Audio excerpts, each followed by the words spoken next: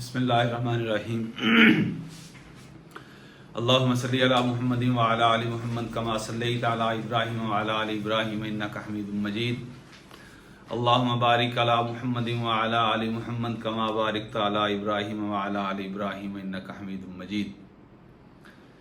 Rabbi यस्सिर व ला तुअस्सिर व तम्मम bill खैर रब्बिरहमहुमा कमा रब्बयानी सगीरा। अब्दुर्रऊफ जावेद यूट्यूब चैनल की वसात से तमाम देखने और सुनने वालों को मेरी तरफ से अस्सलाम वालेकुम।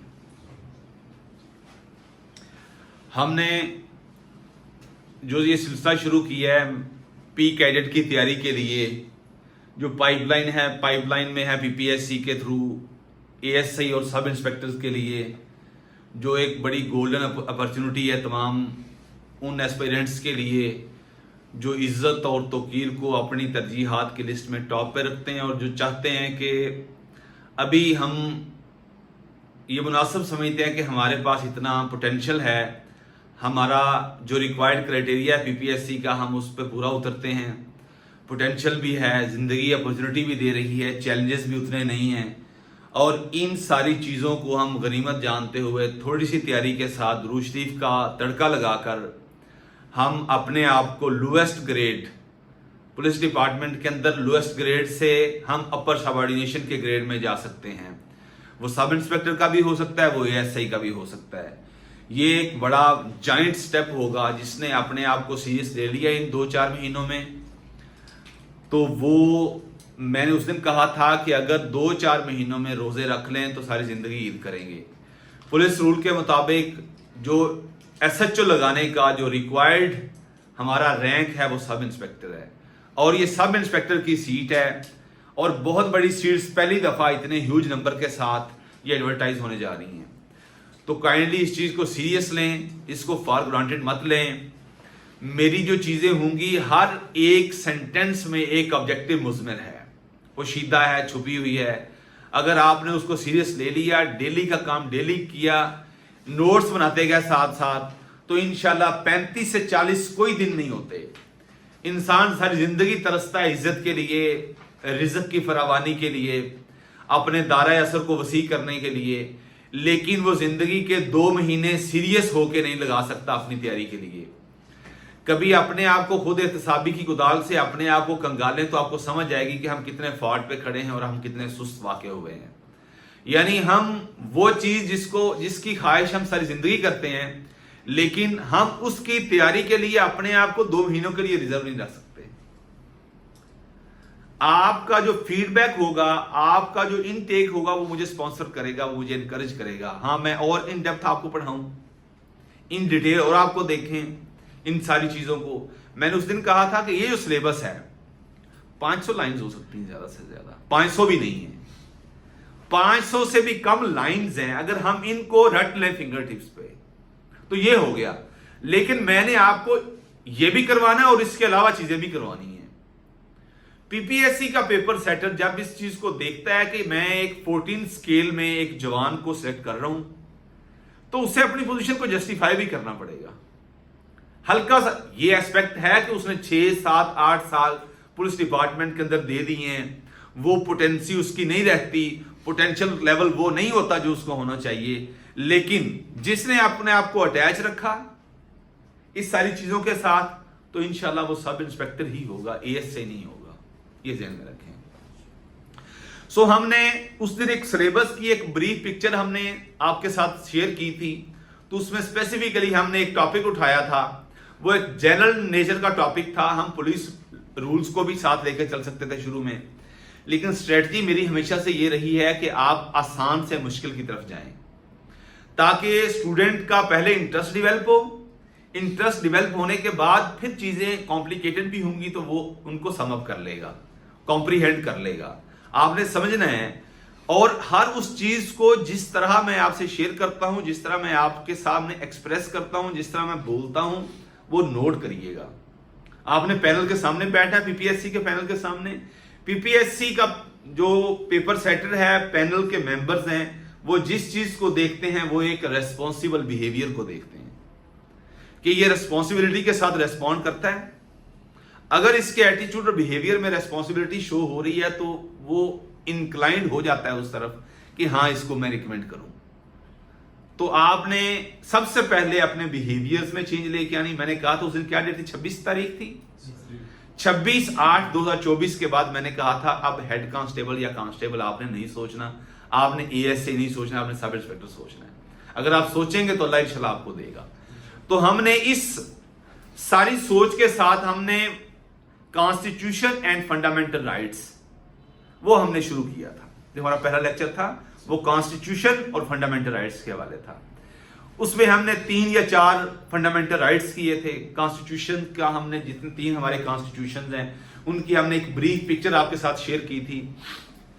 तो उस हवाले से मैं उसको सम अप और रिकैप करने की कोशिश करता हूं। हमारे 3 कॉन्स्टिट्यूशन है, 1956, 23 मार्च 1956, भूलनी नहीं है ये डेट। 234 उसके आर्टिकल हैं, 23 मार्च 1956, 234 भूलने नहीं। दूसरी चीज, अब आ जाए 1962 का 8 जून 1962, 234 और 250, 250 हो गए आमिर, 234 पहले पता है आपको जी सर, और तीसरे के कितने हैं 1973 के 280। आपकी फिलॉसफी ख्याल पे बेस नहीं करनी चाहिए सर। आपको, क्योंकि एमसीक्यूज है ना, या आप श्योर हैं या श्योर नहीं है, इस चीज को सामने रखें। 234, 250 टोटल होगा 284, आपने 4 निकाल देने हैं 280, 280 आपके 1973 के हैं। और ये जो फंडामेंटल राइट्स हैं ये आपके 1973 के कॉन्स्टिट्यूशन के हैं। और ये फंडामेंटल राइट्स कितने हैं, 8 से 28 तक हैं जी, चैप्टर 1 है। आर्टिकल्स कौन कौन से हैं, 8 से 28 तक, ये आपको नहीं भूलने चाहिए। 1973 का कॉन्स्टिट्यूशन कब एनफोर्स हुआ, 14 अगस्त 1973 को। 1962 कब हुआ, 8 जून 1962 को। चीजें ये देखें ना, हम कितने लोगों से डेली डील करते हैं, तो अपने लिए ये चीजें याद कर लें। शायद जिंदगी आपको आखिरी मौका दे रही है बीइंग स्टूडेंट। एक दफा फिर स्टूडेंट बन गए ना, वक्त ने एक बार फिर स्टूडेंट बना दिया। पढ़ते हैं ना, लिखा होता है वक्त ने एक बार फिर दुल्हन बना दिया, तो आपको स्टूडेंट बना दिया है। तो इस अपॉर्चुनिटी को ना आप ग्रैब करें स्ट्रॉन्ग ग्रिप के साथ। अंग्रेजी में कहते हैं कि opportunity Knox the door seldom, कभी कभार ये आपके चौखट पे आती है और नॉक करती है कि मुझे पकड़ लें। और इसने आपको अभी चैलेंजेस नहीं है जिंदगी में इतने होने हैं आगे, तो इन थोड़े चैलेंजेस को ही बड़े चैलेंजेस समझते हुए एनकाउंटर करें। अल्लाह ने मौका दिया है, छा जाएं। याद रख लें 14 अगस्त, 8 जून और 23 मार्च, 23 मार्च, 8 जून और 14 अगस्त, 234, 250 और 280। क्लियर। फंडामेंटल राइट्स 8 से 28। राइट्स मैंने कहा था जो चीज जस्ट होती है, राइटस, राइट की जब मैंने डेफिनेशन बताई थी आपको। फिर मैं ह्यूमन राइट्स पे आया, फिर मैं मॉरल राइट्स पे आया, फिर मैं फंडामेंटल राइट्स पे आया। ये सीक्वेंस है आमिर, राइट्स के बाद ह्यूमन राइट्स, ह्यूमन राइट्स के बाद मॉरल राइट्स। लिख लो ये, इनको मैंने लिखवाया हुआ है उस दिन। आज 28 है,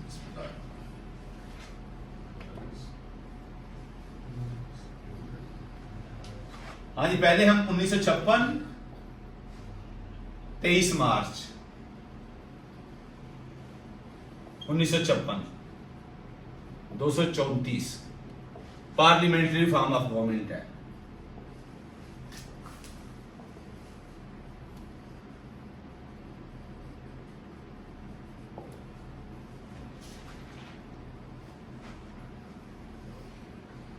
उन्नीस सौ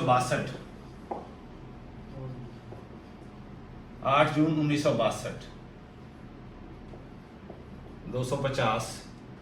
ये बहुत इंपॉर्टेंट ऑब्जेक्टिव है आपकी, प्रेसिडेंशियल फॉर्म ऑफ गवर्नमेंट है।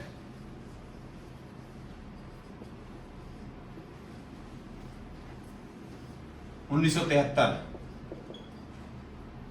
14 अगस्त 1973, 284, 50 दिन 80 कर लेना, 4 निकाल दो बीच में, 280 है। और ये भी पार्लियामेंट्री फॉर्म ऑफ गवर्नमेंट है।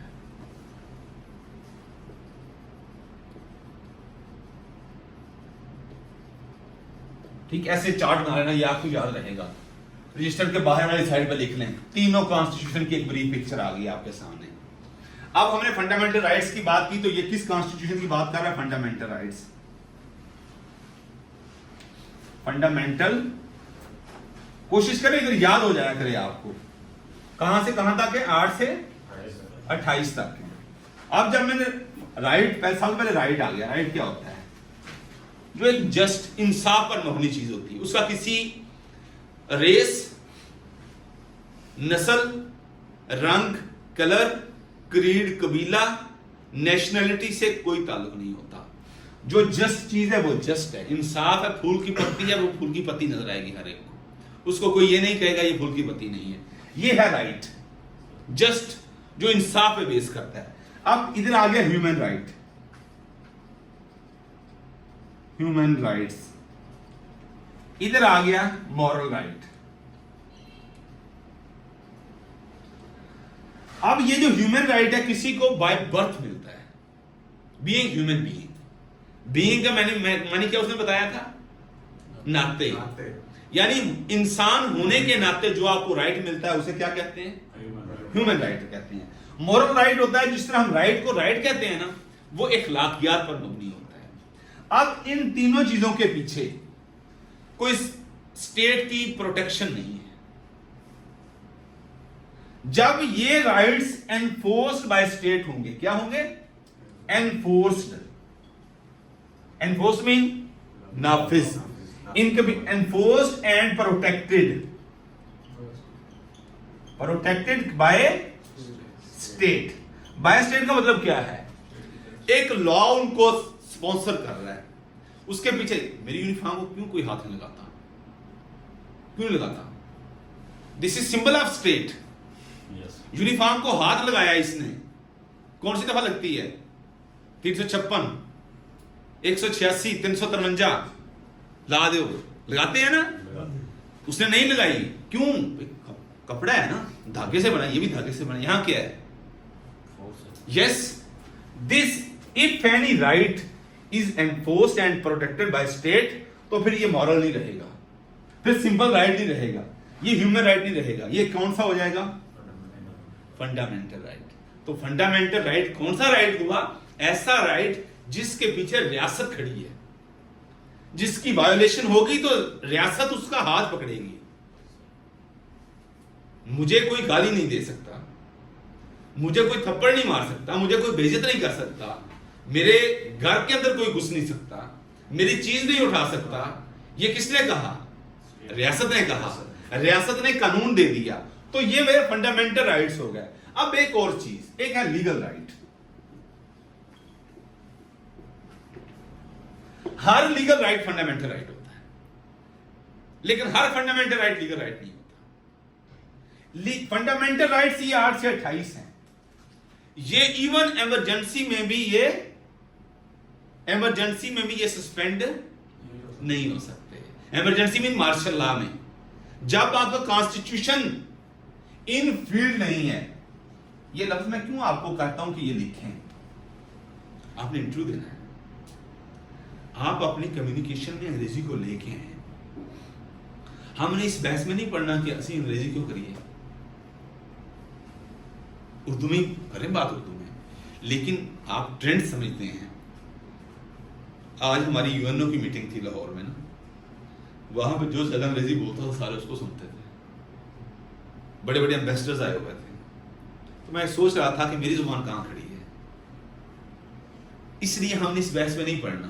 कोशिश करें कि आप अपनी डेली लाइफ में कम्युनिकेशन में ये 2 महीनों के अंदर ये सोच के क्या मैं सब इंस्पेक्टर हूं, मुझे अल्लाह ने एक मौका दिया है, मैं अपनी डेली रूटीन में ऐसे वर्ड्स लेके आऊं जिससे मेरी ये मंजिल आसान हो जाए। तो जो आपका राइट ड्यूरिंग, एक वर्ड है एब्रोगेशन, कानून का वर्ड है एब्रोगेशन। इसका दूसरा वर्ड है सस्पेंशन, इसको सस्पेंड कहते हैं। सस्पेंड तो बड़ा आम सा वर्ड है, सुना होगा ना? सस्पेंड सुना है ना आरिफ? सस्पेंड हो गया, कानून सस्पेंड हो गया।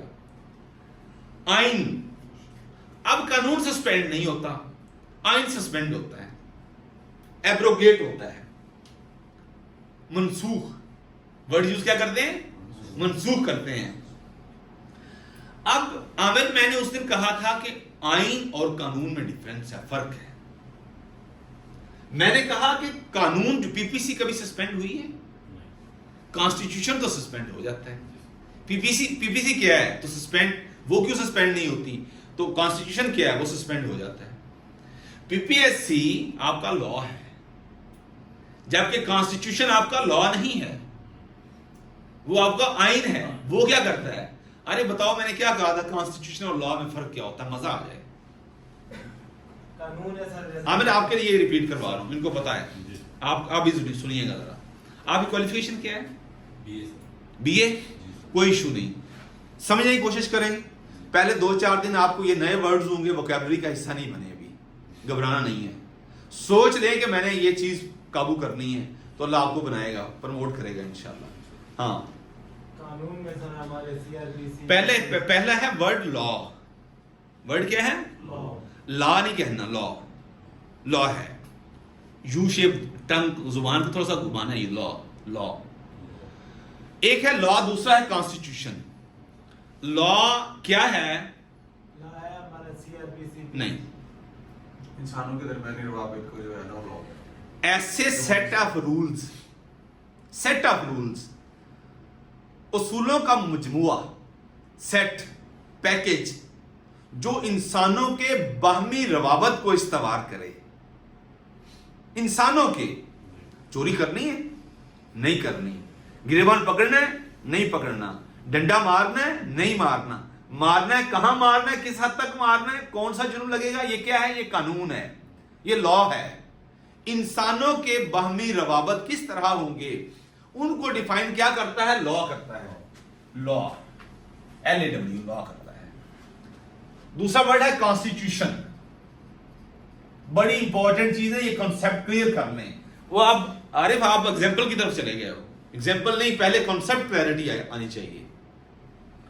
लॉ मैंने बताया इंसानों के माबीन, इंसानों के माबैन जो चीज एक सेट ऑफ रूल्स देती है, वो लॉ है। पीपीसी, सीआरपीसी, आपका ये पुलिस ऑर्डर 2002, QSO, ATA, जितने भी छोटे लोकल एंड स्पेशल लॉज हैं। हाँ जी, पतंग बढ़ना चाहिए नहीं बढ़नी चाहिए, शराब बिकनी चाहिए नहीं बिकनी चाहिए, नारकोटिक्स चलनी चाहिए नहीं चलनी चाहिए, कितनी कौन पिए, ये सारे लॉ है ना। इंसानों के बारे में बात करते हैं, जबकि कॉन्स्टिट्यूशन स्टेट के बारे में बात करते हैं। ये है बेसिक डिफरेंस। कॉन्स्टिट्यूशन रियासत के पिलर्स। आमिर, रियासत के कितने पिलर होते हैं? 4 पिलर कौन सा है? 3 तो हमने पढ़े थे, 4th कौन सा है? शाबाश, सही बताया आपने, 4 ही होते हैं, पता होना चाहिए यार कौन से होते हैं। ये मैं आज रीकैप किया, ये 10-15 मिनट लगे हैं, परसों का लेक्चर हमने रीकैप करने की कोशिश की है, ताकि जो आज नए स्टूडेंट्स हैं उनको क्लैरिटी हो जाए कि परसों हमने क्या पढ़ा था। ये बेसिक्स हैं, पहले लेक्चर्स कभी मिस नहीं करने चाहिए। परसों वाला लेक्चर मेरा जो है वो आपको ऑडियो फॉर्म में, रिकॉर्डिंग में मिल जाएगा। हाँ जी, रियासत के 4 पिलर्स ही होते हैं, चौथा अब बन रहा है। बेसिकली 3 पिलर्स हैं, एग्जीक्यूटिव, इंतजामिया, लाइक पुलिस, DC, ये सेक्रेटरी, सारे ये क्या है? इंतजामिया है। ठीक है, इंतजामिया कवानीन को नाफिज करती है। तो कानून कौन बनाता है? आप बताएं। सर, पार्लियामेंट नहीं, कानून कौन बनाता है? सेनेट नहीं, लेजिस्लेचर। देखना बेसिक चीजें हैं, बेसिक, घबराना नहीं है। ये स्टेट की जब बात करते हैं ना, तो स्टेट के 3 पिलर्स हैं। हमने ऊपर कॉन्स्टिट्यूशन की बात की है। चीज मेरी क्लियर ना होगी तो मेरा घंटों डिबेट करने का फायदा नहीं है। स्टेट, रियासत, ये याद रखिएगा, रियासत और शहरी का आपस में मुआहदा हुआ, कॉन्ट्रैक्ट जिसे कहते हैं। कॉन्ट्रैक्ट, कॉन्ट्रैक्ट क्या होता है? मुआहदा होता है। अच्छा, अगर मुआहदा कॉन्ट्रैक्ट हुआ तो फिर एग्रीमेंट क्या हुआ जी? सॉरी, रिटन शेयर में जो तो ये भी रिटर्न है, ये भी रिटर्न है, फर्क क्या है? every agreement is not a contract, but every contract is an agreement. Agreement is not enforceable by law. Every right is not fundamental right, but every fundamental right is right. ऐसी every contract is agreement, but every agreement is not. कोई contract उस वक्त contract बनेगा, यानी कोई agreement उस वक्त contract बनेगा when it is protected and enforced by law. Like श्रेय निकाह हुआ इन दोनों के दरमियान, सुनते हैं ना श्रेय निकाह. तो श्रेय निकाह की क्या वैल्यू है in the I of law? कानून की नजर में श्रेय निकाह की क्या वैल्यू है? नथिंग. कानून की नजर में, शरई कानून की बात नहीं कर रहा, पाकिस्तानी कानून की बात कर रहा हूं. पाकिस्तानी कानून क्या कहता है कि जब दो लोग एक ग्रुप ऑफ पीपल की मौजूदगी में आपस में एक मुआहदा करते हैं और उसमें कंसिडरेशन होती है. क्या कंसिडरेशन? कंसिडरेशन का क्या होता है? लेन देन. लेन देन. लाइक मैंने कहा आमिर आप ये पेंसिल ले लें और इसका मुझे ना 10 रुपए दे दें. ये है कंसिडरेशन. यानी एक पार्टी ने कुछ दिया, दूसरी पार्टी ने दिया, दोनों तरफ से. जब एक मुआहदा हुआ जिसमें कंसिडरेशन हुई और फिर ये रजिस्टर्ड हुआ, कहां? यूनियन काउंसिल में, नादरा में रजिस्टर्ड हो गया, तो मतलब कि स्टेट ने उसको स्टैंप कर दिया कि अब ये रजिस्टर्ड हो गए हैं, अब ये दो वैलिड लेजिटिमेट मियां बीवी बन गए हैं. अब एम बात नहीं जाएगी, अब गले की हड्डी बन गए एक दूसरे के लिए, कहते हैं ना. इसलिए कि क्योंकि कॉन्ट्रैक्ट हो गया. पहले सिंपल एग्रीमेंट था शरई ने कहा, ये क्या था? सिंपल एग्रीमेंट था. एग्रीमेंट एनफोर्सेबल बाय लॉ नहीं होता, और जो चीज एनफोर्सेबल बाय लॉ होती है वो क्या कहलाती है? अब समझ आ गई? भूलना नहीं है. और हमेशा ये बिटवीन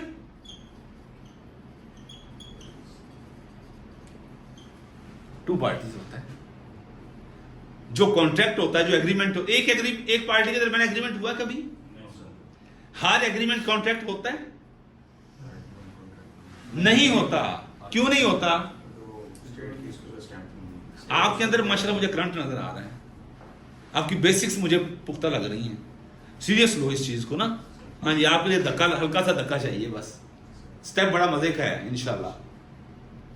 तो हर एग्रीमेंट कॉन्ट्रैक्ट नहीं होता. कौन सा एग्रीमेंट कॉन्ट्रैक्ट होता है? Which is protected and enforced. और दो लफ्ज याद रख लो खुदा के बंदो, प्रोटेक्टेड एंड एनफोर्स्ड. भूलेंगे ये लफ्ज? प्रोटेक्टेड. अरे तुझे क्यों नहीं याद हो रहे ये दो लफ्ज? कंफ्यूज क्यों है? Protected and enforced. आरिफ अगर सोच ले कि मैंने ये दो लफ्ज याद कर रहे, नहीं कर सकता? कर लिए ना, भूलना नहीं. यानी जब कोई agreement protective and enforced by state या बाय लॉ, लॉ या बाय स्टेट होगा, तो उसे क्या कहेंगे? कॉन्ट्रैक्ट. कॉन्ट्रैक्ट के पीछे स्टेट खड़ी होती है, कानून खड़ा होता है. एग्रीमेंट के पीछे रियासत खड़ी नहीं होती. दो पार्टीज ने अपना रख लिया. सादा कागज, मैंने आपको अपना बाग बेचा, सादा कागज पर उस पर तहरीर लिख ली, तो ये एग्रीमेंट है या कॉन्ट्रैक्ट है? एग्रीमेंट है. कब होगा वैलिड कॉन्ट्रैक्ट? स्टाम्प लेके आओ. स्टाम्प लेके आओ. स्टाम्प लेने के लिए अपने आप को रजिस्टर करवाना पड़ेगा, सीएनएसी एंटर होगा, चालान निकलेगा, उसका प्रॉपर प्रोसीजर है. अब जो एग्रीमेंट हुआ वो कॉन्ट्रैक्ट बन गया. अब both the parties are bound to comply with the conditions. जो शराइत लिखी हैं अब उसको वो पाबंद हैं. अगर हटेंगी तो फिर दावा होगा तामील मुख्तिस का. सूट पर स्पेसिफिक परफॉर्मेंस बोलते हैं उसे, कि जी इसने मेरे साथ ये वादा किया था, अब वो वादा ये वादा नहीं है, ये वादा है. रजिस्टर्ड हो गया, पीछे स्टेट खड़ी है, स्टाम्प लिया है भाई, सादा कागज में लिखा, आम बंदे के साथ तहरीर नहीं की, पढ़े लिखे बंदे के साथ की है. क्लियर हो गया? अब इसको नहीं भूलिएगा, ये बेसिक आपकी चीज थी. बीइंग सब इंस्पेक्टर आपको पता होना चाहिए। अब आ जाओ आगे, स्टेट के 3 पिलर्स मैंने बताए थे। सबसे पहला एग्जेक्टिव इंतजामिया। मैं आप सब क्या है, इंतजामिया की मशीनरी के छोटे छोटे पुर्जे हैं जिससे ये मशीनरी चल रही है। इंतजामिया क्या करती है, लॉ एनफोर्स करती है। लॉ कौन बनाता है, लेजिस्लेचर। तो दूसरा कौन सा पिलर बना फिर, लेजिस्लेचर। मुकन्ना कहते हैं इसे, क्या कहते हैं, मुकन्ना, कानून साजी जहां पे होती है। तीसरा पिलर कौन सा हुआ आमिर, जुडिशरी। पहला कौन सा, मैनेजमेंट नहीं, एग्जेक्टिव भाई, एग्जेक्टिव इंतजामिया जिसे कहते हैं, ठीक हो गया। दूसरा लेजिस्लेचर, मुकन्ना और कानून साजी होती है इधर, ठीक है। तीसरा जुडिशरी, बेसिक चीजें हैं ये।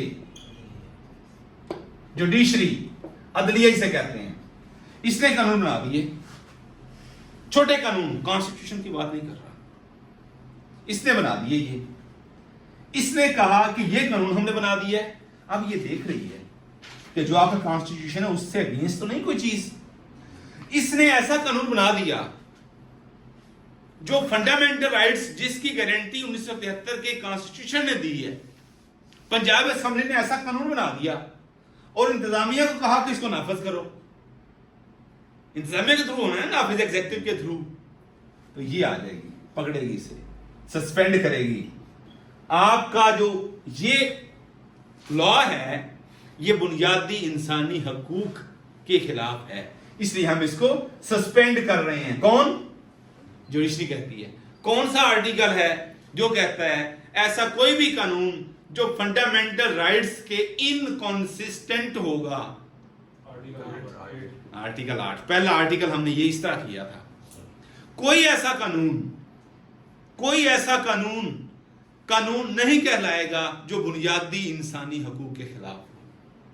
उन्होंने सबसे पहला ये कह दिया, बाकी बातें बाद में कही कि सिक्योरिटी होनी चाहिए कि नहीं होनी चाहिए, आजादी इजहार होनी चाहिए कि नहीं होनी चाहिए, सेफ गार्ड अरेस्ट और डिटेंशन के हवाले से होना चाहिए कि नहीं होना चाहिए, फेयर ट्रायल का राइट मिलना चाहिए कि नहीं मिलना चाहिए, बाद की बातें हैं।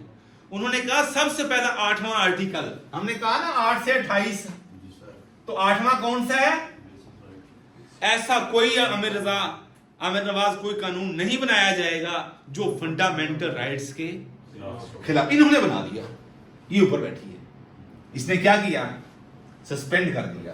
क्यों, फंडामेंटल राइट्स से भी समझ आ गई 8वें आर्टिकल की। अब इसने बनाया वो फंडामेंटल राइट्स के कंसिस्टेंट है, इनकंसिस्टेंट नहीं है, कंसिस्टेंट है, उसके मुताबिक है।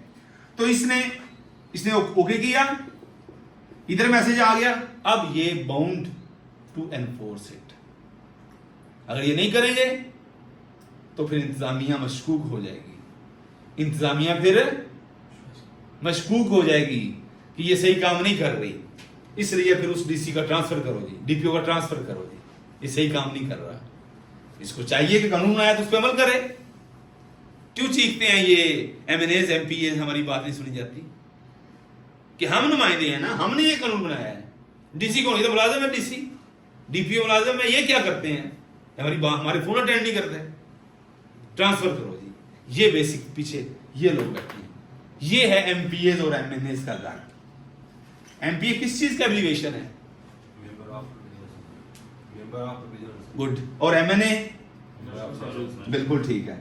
ये इनका घर है, ये लेजिस्लेशन करते हैं, क्या करते हैं, कानून साजी करते हैं। तो इन्होंने कोई ऐसा आर्टिकल नहीं बनने देना, ऊपर आपकी जुडिशरी बैठी है कि जो फंडामेंटल राइट के अगेंस्ट होगा। मैंने 8वां आपको पढ़ा दिया है, क्लियर हो गया। 8वां क्या आर्टिकल है बताएं, कोई भी ऐसा कानून नहीं बनेगा जो बुनियादी इंसानी हकूक के खिलाफ हो। ये कौन कह रहा है, स्टेट का ये जो है, ये आपको 1973 का आइन कह रहा है। उसका कौन सा आर्टिकल कह रहा है, 8वां आर्टिकल कह रहा है। अब ये हो गया, एग्जेक्टिव हो गया, जुडिशरी होगी और लेजिस्लेचर होगी, जुडिशरी होगी, 3 हो गया। चौथा जो मैंने कहा था क्या है, मीडिया। ये 4th पिलर बन रहा है, इसलिए ब्लैकमेल कर रहा है। तो इनके हाथों ब्लैकमेल नहीं होना, लड़ना भी नहीं है, टेक्निकली चलाओ। एमसीक्यूज में सर आ जाते तो फिर 3 पिलर कहेंगे। अगर 4th हो तो आप फोर्थ करिएगा, नहीं तो 3 पिलर है। चौथा ये शेप इसने बना ली है अपनी, फोर्थ पिलर ऑफ स्टेट आ जाता है कि which is the fourth pillar of state. ये ऑब्जेक्टिव वाला आ सकती है तो आपने कहना media is the fourth pillar of state. हो गया। अब 9वां आर्टिकल आ जाए, ये समझ आ गई। अब ये जो मैं आमिर नवाज कॉन्स्टिट्यूशन की बात कर रहा था ना, कॉन्स्टिट्यूशन आपके इन 3 पिलर्स के दरमियान किस तरह के ताल्लुकात होंगे, इंसान के दूसरे इंसान के साथ नहीं। इसे कहते हैं हम ऑर्गन्स ऑफ स्टेट। ऑर्गन, ये मेरा हाथ ऑर्गन है, liver is an organ, tongue जुबान is an organ, nose is an organ. ये स्टेट के ऑर्गन है। स्टेट कितने ऑर्गन है? 3, चौथा भी बन रहा है, ये याद रखना, इस तरह बात करनी है। ये ऑर्गन ऑफ स्टेट है। स्टेट के ऑर्गन्स का बाहमी ताल्लुक क्या होगा, ये कौन सी चीज बताती है? कॉन्स्टिट्यूशन बताता है, ये लॉ नहीं बताता। ये है कॉन्स्टिट्यूशन और लॉ में डिफरेंस, पल्ले बांध है ये चीज। आमिर नवाज क्लियर हो गया? यानी स्टेट के ऑर्गन्स जो हैं, जुडिशरी है, लेजिस्लेचर है, एग्जीक्यूटिव है, मीडिया है, इनका बाहमी ताल्लुक किस तरह होगा?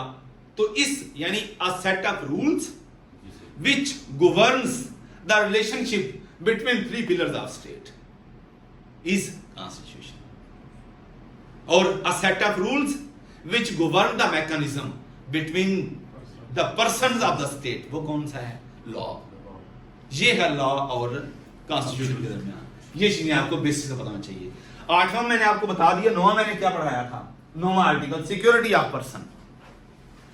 हर पर्सन की सिक्योरिटी को यकीनी बनाना किसकी जिम्मेदारी है? स्टेट की जिम्मेदारी है। और यह जिम्मेदारी किस में भी सस्पेंड नहीं हो सकती? मार्शल लॉ में भी, इमरजेंसी में भी सस्पेंड नहीं हो सकती। इसलिए जब किसी की सिक्योरिटी, उसने मुझे मारा है, कहते हैं ना, मैं अपने घर जा रहा था, इसने मेरा रास्ता रोक दिया है, कानून हरकत में आया, 15 कॉल की।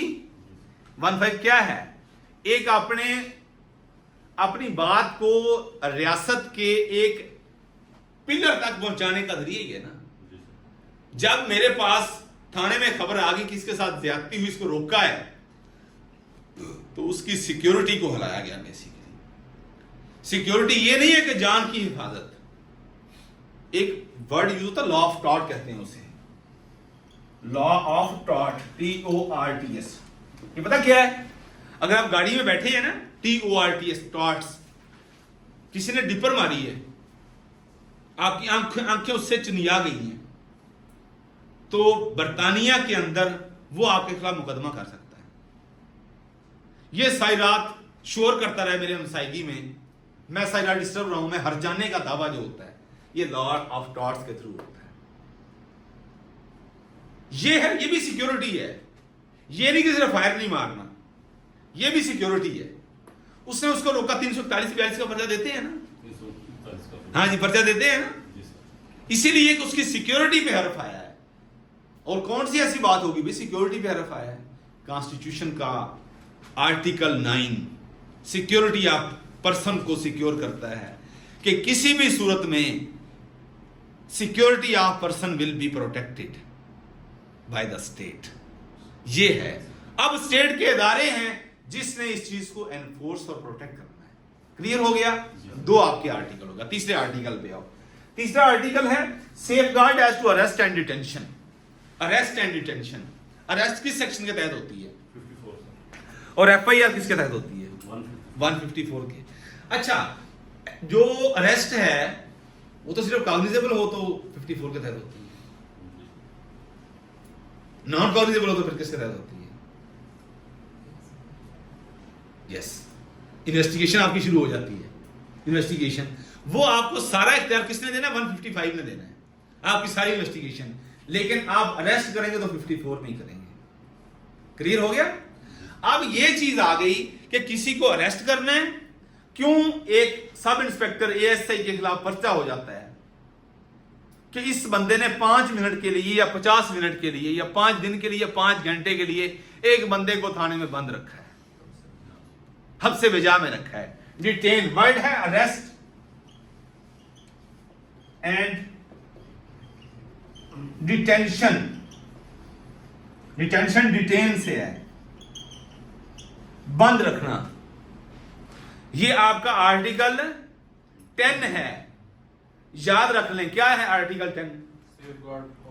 Safe guard as to arrest and detention, कि किसी शख्स को जिस तरह उसकी सिक्योरिटी अजीज है, जिस तरह ऐसा कोई कानून नहीं बनाया जाएगा जो फंडामेंटल राइट्स के अगेंस्ट हो, ऐसे ही किसी शख्स को आप अरेस्ट नहीं कर सकते और डिटेन नहीं कर सकते विदाउट एनी रीजन। और अगर रीजन भी है तो उसका भी एक जाब्ता है, within 24 hours you have to produce the person before court के सामने पेश करें। हाँ जी, ये बंदा है, इसके खिलाफ ये एलिगेशन है, इसको मैंने अरेस्ट किया है और मैंने आपके पेश कर दी है, मुझे ये बंदा चाहिए। डिस्चार्ज भी कर सकती है, ओके कर सकती है, ले जाओ, 3 दिन बाद दोबारा लेके आओ, जिसे आप फिजिकल रिमांड कहते हैं। कौन सा सेक्शन है फिजिकल रिमांड का? 167। अब उसने कहा नहीं, बंदे को भी बाहर भेजेंगे भी तो खतरा है, पुलिस को देना मुनासिब भी नहीं है, इसको जुडिशियल रिमांड पे भेज दें। कौन सेक्शन है? 367 क्या कहता है? फिर वो तो 167 है, ठीक है, तो उसको कहां भेज दो? जुडिशियल भेज दो। समझ आई? यानी आप पाबंद हैं कि किसी की आप एवं ही अरेस्ट को नहीं बना सकते, किसी को आप डिटेन नहीं कर सकते। कड़ी कहां मिली जाके? 1973 के आइन के 10वें आर्टिकल में मिली कि उसने कहा हुआ है कि किसी को आप अरेस्ट भी नहीं कर सकते, किसी को आप डिटेन भी नहीं कर सकते। नहीं भूलेगा? आ जाए 10A। 10A क्या कहता है? 10A कहता है राइट टू फेयर ट्रायल। बड़े आपस में ना इंटरकनेक्टेड हैं दोनों, ये मजे की चीजें भूलना नहीं है आपने। आज खत्म करें यार, इसको थोड़ी सी स्पीड अप करें। आमिर, चीज क्लियर हो रही है? जो है ना आपको, हाँ क्या पूछ रहे हैं? मुझसे पूछो। जुडिशियल रिमांड का सर कौन सा अंडर सेक्शन? 367 सीआरपीसी जी। 167 वो है फिजिकल का। अच्छा, सीआरपीसी। अच्छा, अब आओ जी, मैंने आपको कहा 10 और 10A ऐसे इस तरह याद रख लें। अरेस्ट किया, सेफ गार्ड समझते हो ना? हिफाजत, किसकी हिफाजत? As to arrest and detention.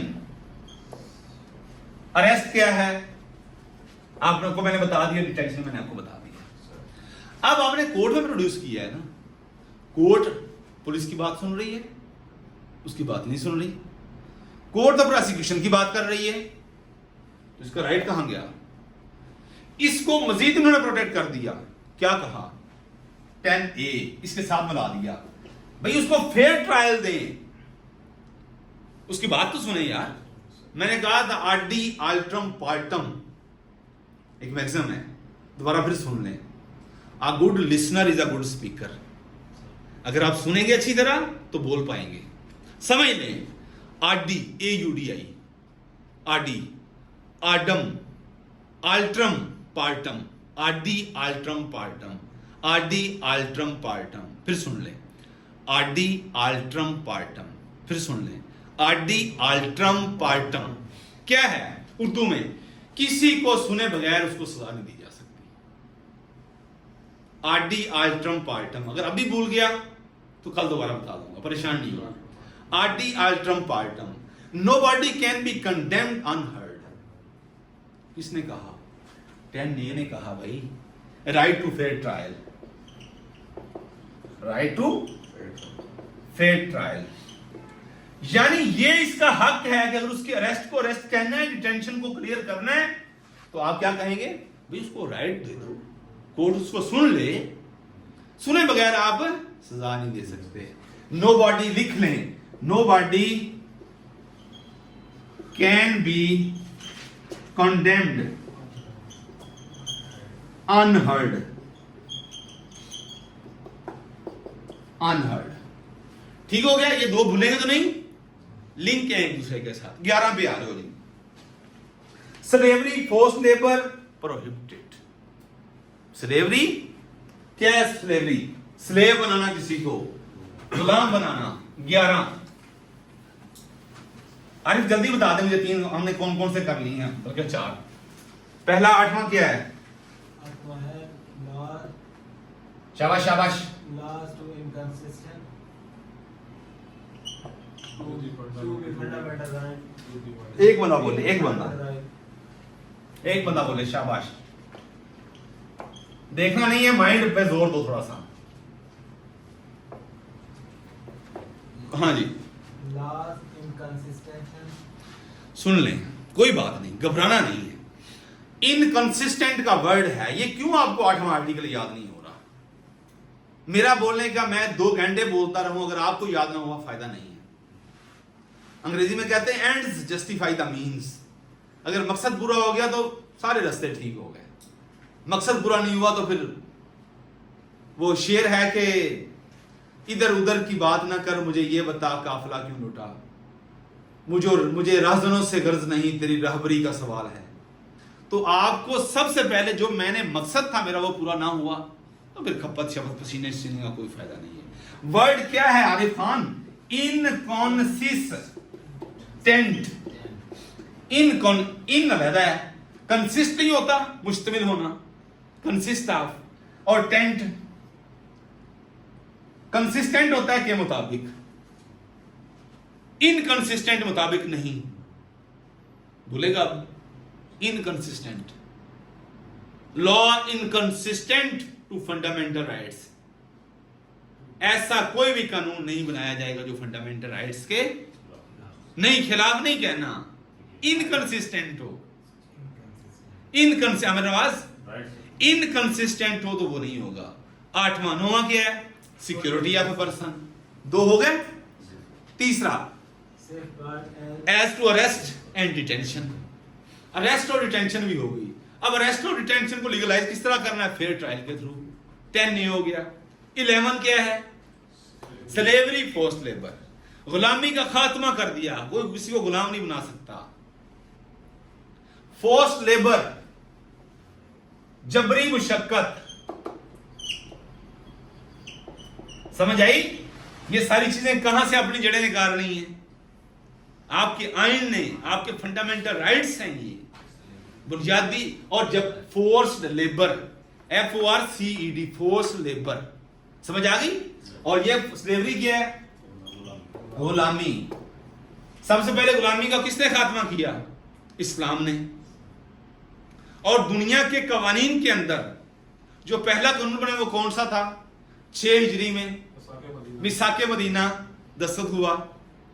अब ये जो मौजूदा दुनिया के मॉडर्न कॉन्स्टिट्यूशन हैं उनमें अमेरिका के अंदर सबसे पहले स्लेवरी का खात्मा किया था अब्राहम लिंकन ने। ऑब्जेक्टिव में आ सकता है, लिख लो। अब्राहम लिंकन ने 1861 से 1864 का पीरियड है। अब्राहम लिंकन सदर था अमेरिका का। इसने गुलामी का खात्मा अमेरिका के अंदर किया था 1800। ये 16वां सदर था अमेरिका का, 16वां सदर था ये। और ये रिपब्लिकन पार्टी से था। आंसर रिपब्लिकन से था ना? रिपब्लिकन, ये रिपब्लिकन पार्टी से था, 16वां सदर था। ये स्लेवरी का खात्मा करता है। और हमारे आर्टिकल, कौन सा आर्टिकल है 1973 के आइन का? 11 आर्टिकल। कोई भी आप बनाएंगे तो क्या होगा? वो आपका फंडामेंटल राइट के अगेंस्ट हो जाएगा। इसीलिए ये भट्ठों पे हम देखते हैं, फिर बड़े बड़े जिम्मेदारों ने जो एडवांस सैलरी पे करके बंदे रखे होते हैं वो किस में आते हैं? पहले आपने 10 लाख रुपया पे करके उस बंदे को ले आए, वो भाग जाते हैं, फिर किसी वकील के साथ चढ़ते हैं, वकील कहते हैं जाओ हाई कोर्ट में रिट करवा दो। इसका सहारा लेते हैं आर्टिकल 11 का। जैसे ऐसे करते हैं। ये है स्लेवरी के अगेंस्ट। कोई कानून नहीं बनाया जाएगा। स्लेवरी को प्रोटेक्ट कर दिया, स्लेवरी नहीं चलेगी, गुलामी नहीं चलेगी। और फोर्स लेबर, उर्दू में क्या कहते हैं? जबरी मुशक्कत, इसको भी खात्मा कर दिया। हर इंसान का हक है कि वो अपनी मर्जी से काम करे। ये है इज्जत सिटीजन के लिए जो रियासत देती है अपने एक आइन के जरिए, आइन के आर्टिकल 11 के जरिए। उसने स्लेवरी को खत्म कर दिया और फोर्स लेबर को खत्म कर दिया। भूलेगा नहीं। अब आ जाओ 12 पे, प्रोटेक्शन अगेंस्ट रिट्रोस्पेक्टिव पनिशमेंट। बड़ा इंपॉर्टेंट है। हर एक को नहीं पता होता है इसका। 12 रिट्रोस्पेक्टिव का वर्ड है रिट्रो। अहमदाबाद वर्ड क्या है? इंट्रो रिट्रोस्पेक्टिव क्या है? Retrospective. आप अपना आरिफ Retrospective. रिट्रोस्पेक्टिव।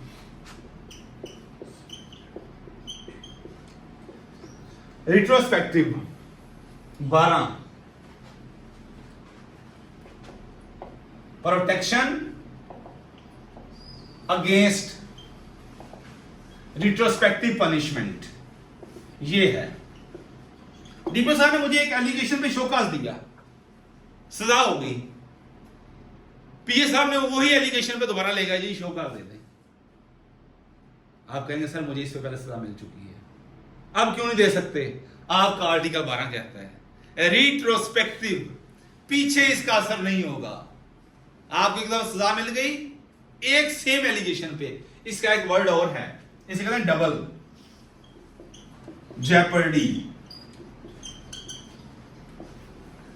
आपका ये फंडामेंटल राइट्स है कि सेम एलिगेशन पे दूसरे वक्त सजा नहीं मिलेगी, दोहरी सजा नहीं मिलेगी, एक मुकदमे में एक दफा ही एक दफा ही मिलती है। दूसरे में डाल देते हैं, उसी में निकाल देते हैं। वो मैनेजमेंट होती है ना सारी। मकसद ये है, वो तो मुकदमा तो और दूर की बात हो गई ना। समझने की कोशिश करें, सेम एलिगेशन पे सेम पर्सन को डबल पनिशमेंट नहीं मिल सकती।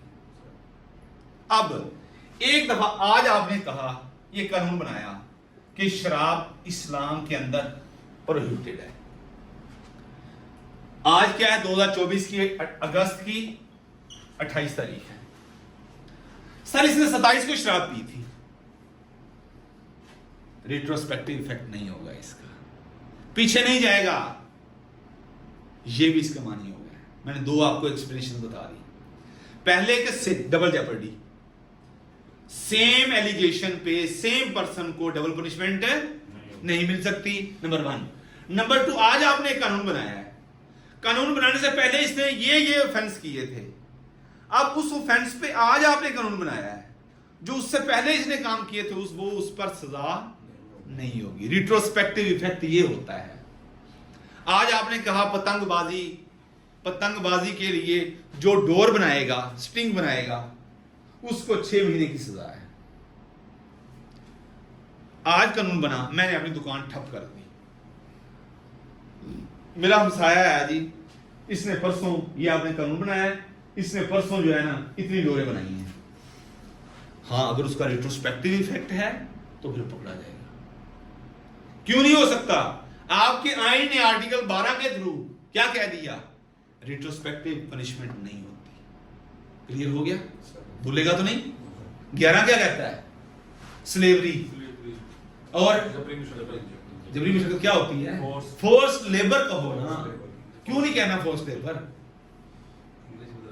कोई बात नहीं, रिपीट करो, फिर करो। भी हम आपस में बैठे हैं, पैनल के सामने तो नहीं बैठे ना। जब तक पैनल के सामने नहीं बैठे उस वक्त तक हिम्मत करते जाओ, तो स्टेज आएगी कि आप फिर पैनल के सामने ही बोल देंगे। फोर्स लेबर और स्लेवरी 11 में रोक दी गई। 12 में क्या कहा? रिट्रोस्पेक्टिव पनिशमेंट नहीं होगी। वर्ड क्या है? रिट्रोस्पेक्टिव। मुश्किल तो नहीं है? Retrospective. कोई बात नहीं, दोबारा फिर बोल। Retrospective, Retrospective. स्पेक्टिव, स्पेक्टिव, अमर। रिट्रोस्पेक्टिव। हाँ भाई, रिट्रोस्पेक्टिव पनिशमेंट नहीं होगी। प्रोटेक्शन दे दी किसने? आर्टिकल 12। और आर्टिकल 12 क्या है? फंडामेंटल राइट है। फंडामेंटल राइट क्या होता है? 8 कहता है कि जो भी बनाए जाएंगे उसके अगेंस्ट कुछ भी नहीं बनाया जाएगा। अब जब तक ये 1973 का आइन है, उस टाइम तक कोई ऐसा कानून नहीं बनाया जाएगा जिसका रिट्रोस्पेक्टिव पनिशमेंट का एलिमेंट भी जिसके अंदर हो। क्लियर हो गया? 13 पे आ जाओ। प्रोटेक्शन अगेंस्ट डबल पनिशमेंट, वो ही मैंने आपको बता दिया। ये जो मैंने पहले बताया ना, ये इधर इसने अलग कर दिया है। 13 में आ जाओ इसे। Protection against double punishment and self incrimination. Double punishment, double Jeopardy को डबल पनिशमेंट भी कहते हैं। Double punishment and self incrimination, ये ऑब्जेक्टिव ऐसे आएगी, आर्टिकल 9 डील्स विद, याद होगा तो लिखोगे ना। आर्टिकल 11 किससे डील करता है? स्लेवरी फोर्स लेबर से, स्लेवरी फोर्स लेबर से भूलना नहीं है। और 12 अभी बताया है, रिट्रो जो मुश्किल लगता है उसको पहले पकड़ो। Retrospective punishment, protection against retrospective punishment. 11 हो गए। आप 11 को अलग कर लो, 11 को अकेला रखो, 12 और 13 मिलते हैं आपस में। एक पीछे सारे जाता है कि पिछले गुनाहों पे इस कानून का असर होगा या नहीं होगा। पिछले गुनाहों पे इस कानून का असर होगा या नहीं होगा, पिछले गुनाहों पे। वो क्या है? Retrospective effect. अब जो इसने 13 कहा, हाँ जी, डबल पनिशमेंट। डबल पनिशमेंट होनी चाहिए कि नहीं होनी चाहिए? नहीं होनी चाहिए। ये आपका अलहदा आ गया 13 आर्टिकल, भूलेगा तो नहीं। वो रिट्रोस्पेक्टिव और ये डबल पनिशमेंट, 12-13 हो गए। सेल्फ इंक्रिमिनेशन, अपने आप को किसी चीज में खुद एक बंदा फंसा नहीं सकता, अपने आप को ये प्रोटेक्शन दे दी। खुदकुशी को क्यों हराम, वो खत्म कर दिया सेक्शन, हाँ जी 325 हज़फ कर दिया, खत्म हो गया। क्लियर हो गया? भूलेगा तो 12-13 इकट्ठा रखना है। हाँ जी, एक में ही है। डबल जैपर्डी या डबल पनिशमेंट, इसका दूसरा वर्ड याद, जैपर्डी और डबल पनिशमेंट सेम मानिए, और सेल्फ डिस्क्रिमिनेशन भी इसी में है। ठीक हो गया?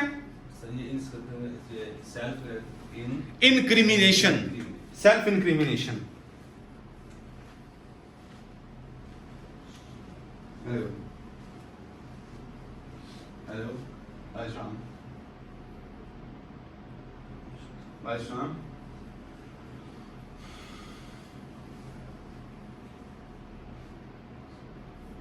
तो इधर आओ ना, आप कहाँ हैं?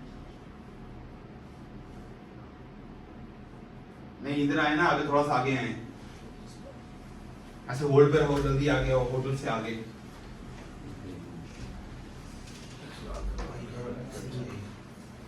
तो यस हम बात कर रहे हैं फंडामेंटल राइट्स की। हम पहुंचे थे 13 पे, डबल पनिशमेंट। 12 और 13 को मिक्स इकट्ठा करना है। 11 आपका अलहदा कर लें, स्लेवरी और फोर्स लेबर, ये 11 को अलहदा रख दें, बाकी आपके मिलते हैं।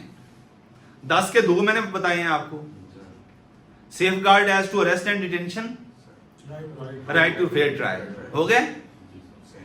अब 8 और 9 पे आ जाओ। 8 क्या है? सिक्योरिटी ऑफ ए पर्सन, 9वां, हाँ जी ये 9 है। 8 क्या है? 8 तो सारा ही, आप बताओ यार अपना आरिफ। गुड। इनकंसिस्टेंट, ऐसा कोई कानून नहीं बनाया जाएगा जो फंडामेंटल राइट्स के इनकंसिस्टेंट हो, मुखालिफ हो। ये आपका आर्टिकल, अब मैं आपको रिपीट नहीं करूंगा, इनको पहले आधा घंटा मैंने लगा दिया सारी चीजें। ठीक है, ये इकट्ठे कर लेना। अब 12 और आपका 13 हो गया, भूलेंगे तो नहीं।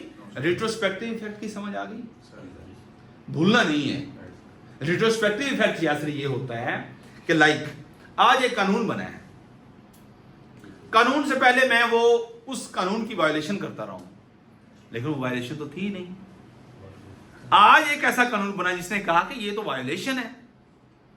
अब एक बंदा आया जी, ये कल ये काम करता रहा है। मैंने मिसाल दी पतंग की डोर की, मैं पतंग की डोर बना रहा हूं, मैंने 27 अगस्त तक बनाई। 28 अगस्त को यह कानून आ गया कि जो पतंग की डोर बनाएगा उसको 6 महीने की सजा है और कॉग्निजेबल ऑफेंस से पुलिस पकड़ सकती है। अब मेरे खिलाफ एक बंदा जाकर दरखास्त दी थाने में कि यह बंदा 27 तक डोर बनाता रहा है। अगर उस कानून में लिखा है कि इस कानून का रिट्रोस्पेक्टिव इफेक्ट भी है, तो फिर मुझे पकड़ लिया जाएगा। कानून में नहीं लिखा होगा, क्योंकि ऐसा कोई कानून नहीं बनाया जाएगा जो फंडामेंटल राइट्स के अगेंस्ट हो। और फंडामेंटल राइट कौन सा कहता है कि रिट्रोस्पेक्टिव इफेक्ट नहीं होगा? 12 कहता है। अब समझ आई कि अब मेरे पहले सारे किए हुए गुनाह माफ, अब आज से जो होगा उस पे होगा। अच्छा, ये वर्ड कहां यूज होता है मैं आपको बताता हूं। एक सुप्रीम कोर्ट ने फैसला दिया, तो इस जुर्म में जितने भी ट्रायल चल रहे हैं ना, इस फैसले की रोशनी में सारे वो ट्रायल खत्म। इस फैसले का रिट्रोस्पेक्टिव इफेक्ट आ गया। वहां पे ये सियासी फायदा उठाने के लिए वर्ड यूज होता है बेसिकली। पॉलिटिकली मोटिवेटेड केसेस जो होते हैं, खत्म करवाओ इनको, रिट्रोस्पेक्टिव इफेक्ट है जी। पिछले सारे केसेस पे भी इसका असर हो गया। लेकिन मैंने आपको बताया कि punishment against retrospective punishment, protection against retrospective, clear. दूसरा मैंने आपको 13 में क्या बताया, डबल जेपरिटी। एक ही यासर आपको शोकास दिया गया और उस पे सजा हो गई। Same person, same allegation and once punishment is awarded. Same person, same allegation and once the punishment is awarded.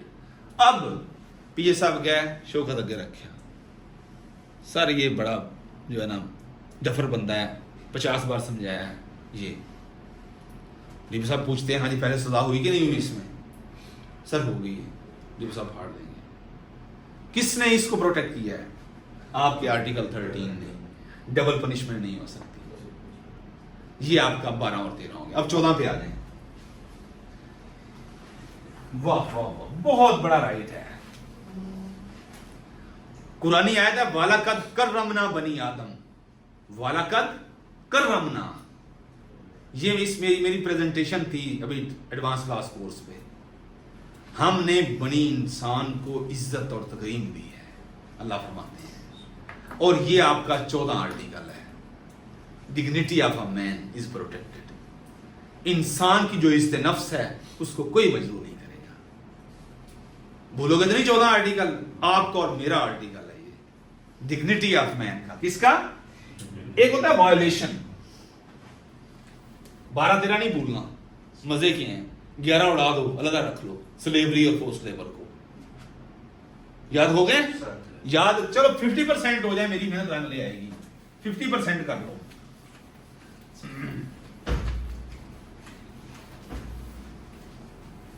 हाँ जी, अब ये बेसिकली जो वर्ड है ना, ये है 14 आर्टिकल आपका। एक है वायल एबल, एक है वायोलेशन। जैसा कल अगर आप इस तरह का रजिस्टर ना लेके आए ना, ये देखो इस तरह का रजिस्टर तो ना आना, आप इस तरह का अच्छा रजिस्टर लो यार, ये आपको काम आएगा। वायोलेशन। अब यहां पे आता है इन वायोलेशन। वायोलेशन नहीं हो सकती। इधर वर्ड है, मैं आपको वायबल समझाना चाह रहा हूं बेसिकली ना। यहां वर्ड है इनवायबल और इधर लिख दिया इन्होंने इनवायबिलिटी। किसकी? इसको मजरू कहते हैं, मजरू करना। मजरू नहीं किया जाएगा। और जी sir, inviolability of dignity of man, dignity of man, तकरीम इंसानियत। ये देखो जो हमारे कवानीन है सारे, ये इसलिए मैंने आपको तमहीद बांधी थी कि कॉन्स्टिट्यूशन और लॉ में क्या फर्क होता है। ये सारे आप, कॉन्स्टिट्यूशन एक बहुत बड़ा दरख्त है, लॉ छोटे छोटी शाखें उससे फूटती हैं। लॉ ने कहा कि जो इसकी उंगली को तोड़ेगा, जो इसका रास्ता रोकेगा, जो इसको गाली देगा, जो गिरेबान पकड़ेगा, जो इसकी चीज उठाएगा, वो इसकी इज्जत नफ्स को मजरू करेगा। तो इज्जत नफ्स को आप मुख्तलिफ शक्लें होगी उसकी। मेरी चीज मेरी मर्जी से क्यों उठाई है? मेरी इज्जत आप बोल किस तरह रहे हैं? आपने मेरी यूनिफॉर्म पे हाथ उठाया है। ये सारी मुख्तलिफ शक्लें हैं किसकी? तकरीम इंसानियत की। और ये याद रख लें, कुरान कहता है वालाकद कर्रमना बनी आदम, हमने हज़रत इंसान को इज्जत दी है, अल्लाह फरमाते हैं। तो इस चीज को इनकारपोरेट कर दिया गया। क्या कर दिया गया? इन लिख लो, इनकारपोरेट, शामिल करना। इनकारपोरेट, समझ आ रही है? इनकारपोरेट, शामिल करना। ये आपका आर्टिकल जो 14 है वो कहता है कि हजरत इंसान की इज्जत जो है ना वो टॉप पे है। इसको मजरू नहीं किया जाएगा। बाकी जो सारे आर्टिकल ऊपर देखो आप, किसी को अरेस्ट नहीं किया जाएगा, डिटेन नहीं किया जाएगा, उसको सुने बगैर सजा नहीं दी जाएगी, ऐसा कोई कानून नहीं बनाया जाएगा। फोर्स लेबर की बात कर लो, उसकी आप स्लेवरी की बात कर लो, आप रिट्रोस्पेक्टिव इफेक्ट की बात कर लो, आप डबल पनिशमेंट की बात कर लो, ये सारे एक इंसान से मुतल्लिक ही है ना, इसलिए इनको फंडामेंटल राइट्स कहते हैं। और ये 14वां है, ये सब पे हावी है कि डिग्निटी ऑफ मैन इनवायबल राइट है, जिसको कभी मजरू नहीं किया जाएगा। इनवायबल, स्पेलिंग याद कर ले, INVIOLABIL, इनवेलेबिलिटी ऑफ मैन। आगे इसकी सारी ब्रांचेस हैं। अब 14 से आगे बड़े मजेदार शुरू होते हैं, शार्ट शार्ट से हैं। क्लियर हो गया? इनवायलेबिलिटी याद रखना है 14। आरिफ आपने 13 तक याद रखने हैं, 14 से आगे शुरू हो जाते हैं। 14 में भूलेगा तो नहीं, बड़ा आसान है कि डिग्निटी ऑफ मैन को मजरू नहीं किया जाएगा, ये याद रख लो। कर लोगे? चलो अब देखें 15वां, 16, 17, 18, 19, 20, 21, ये सारे आगे मजे के हैं, सुनना जरा।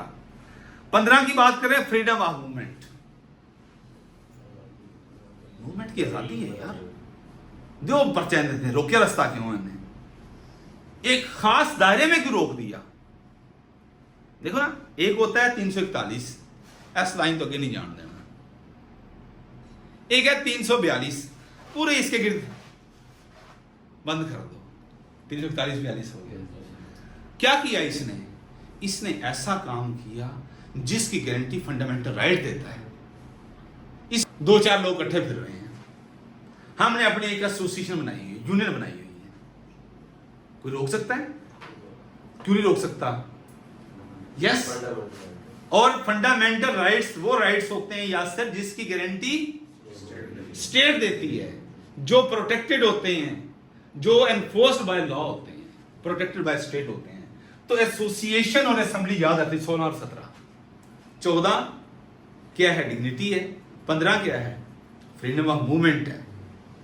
16 और 17 मैंने बता दिया, असेंबली और एसोसिएशन। AA यूनियन ब्रांच से कोई नहीं रोक सकता। एसोसिएशन, आपकी छोटी छोटी एसोसिएशन बना ली इसने, तंजीम साजी करते हैं ये, उससे कोई नहीं रोक सकता। आगे उसकी नीयत, पर्पस, वो अलग बातें हैं, ये सब पॉजिटिव बातें हो रही हैं, ये इनके फंडामेंटल राइट्स हैं। 16-17 हो गए। AA कौन सा है अपना आरिफ? AA, पहला ए असेंबली, दूसरा एसोसिएशन। उससे पहले 14 और 15 में क्या है?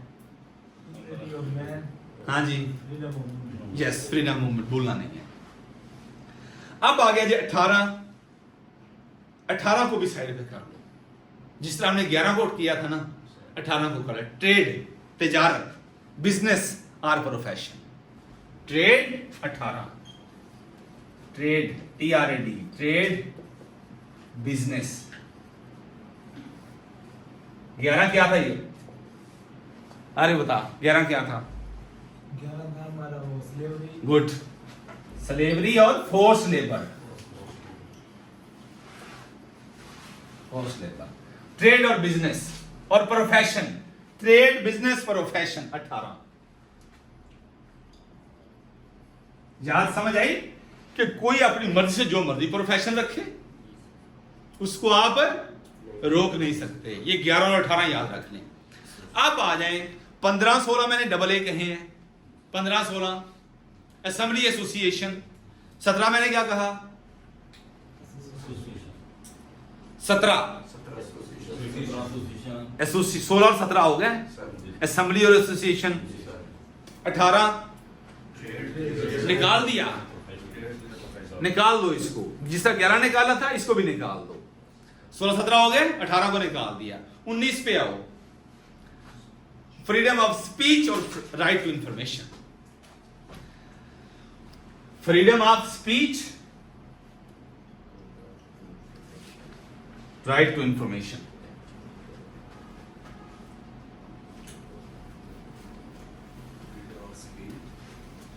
Right to information.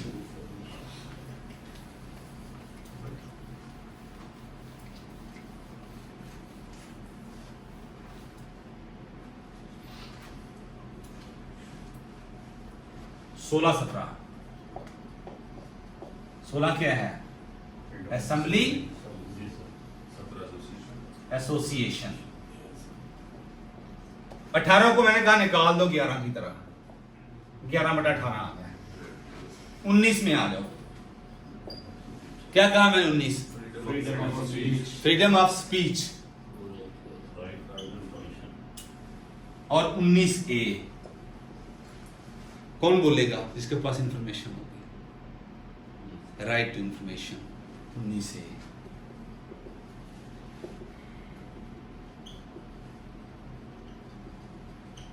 Right to information हो गया।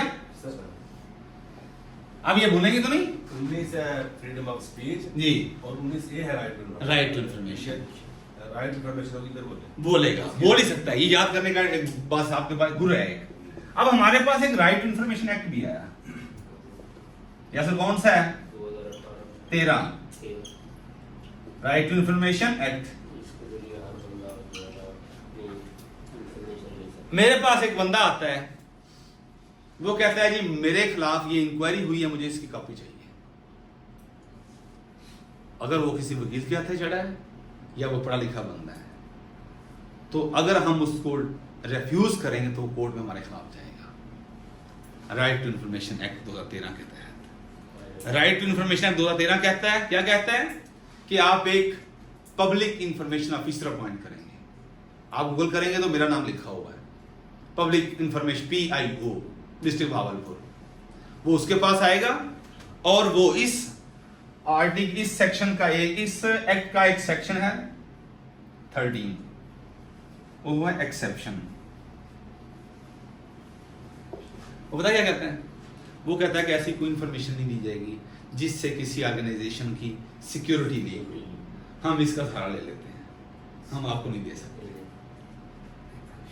एक्सेप्शन में डाल देते हैं उसको। ठीक? तो ये राइट टू इंफॉर्मेशन एक्ट 2013 का आपको ऑब्जेक्टिव आ सकती है, बताना चाहिए। आपके पास इंफॉर्मेशन होगी तो आप बोलेंगे। 19 और 19 से बोलने नहीं है। 18 मैंने ट्रेड का, बिजनेस का, प्रोफेशन का निकाल दिया।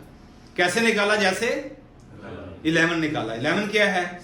स्लेवरी, गुलामी और फोर्स लेबर, जबरी मुशक्कत का है। बाकी सारे मिल रहे हैं, वो इकट्ठे हमने करवा रही हैं। ठीक है? बोलेंगे तो नहीं? 17-18, 16-17, 19 और 19A हो गए। ये अरे आपको नहीं भूलने चाहिए, सबको भूल जाए, आपको नहीं भूलने चाहिए। 19 और 19A चले गए। अब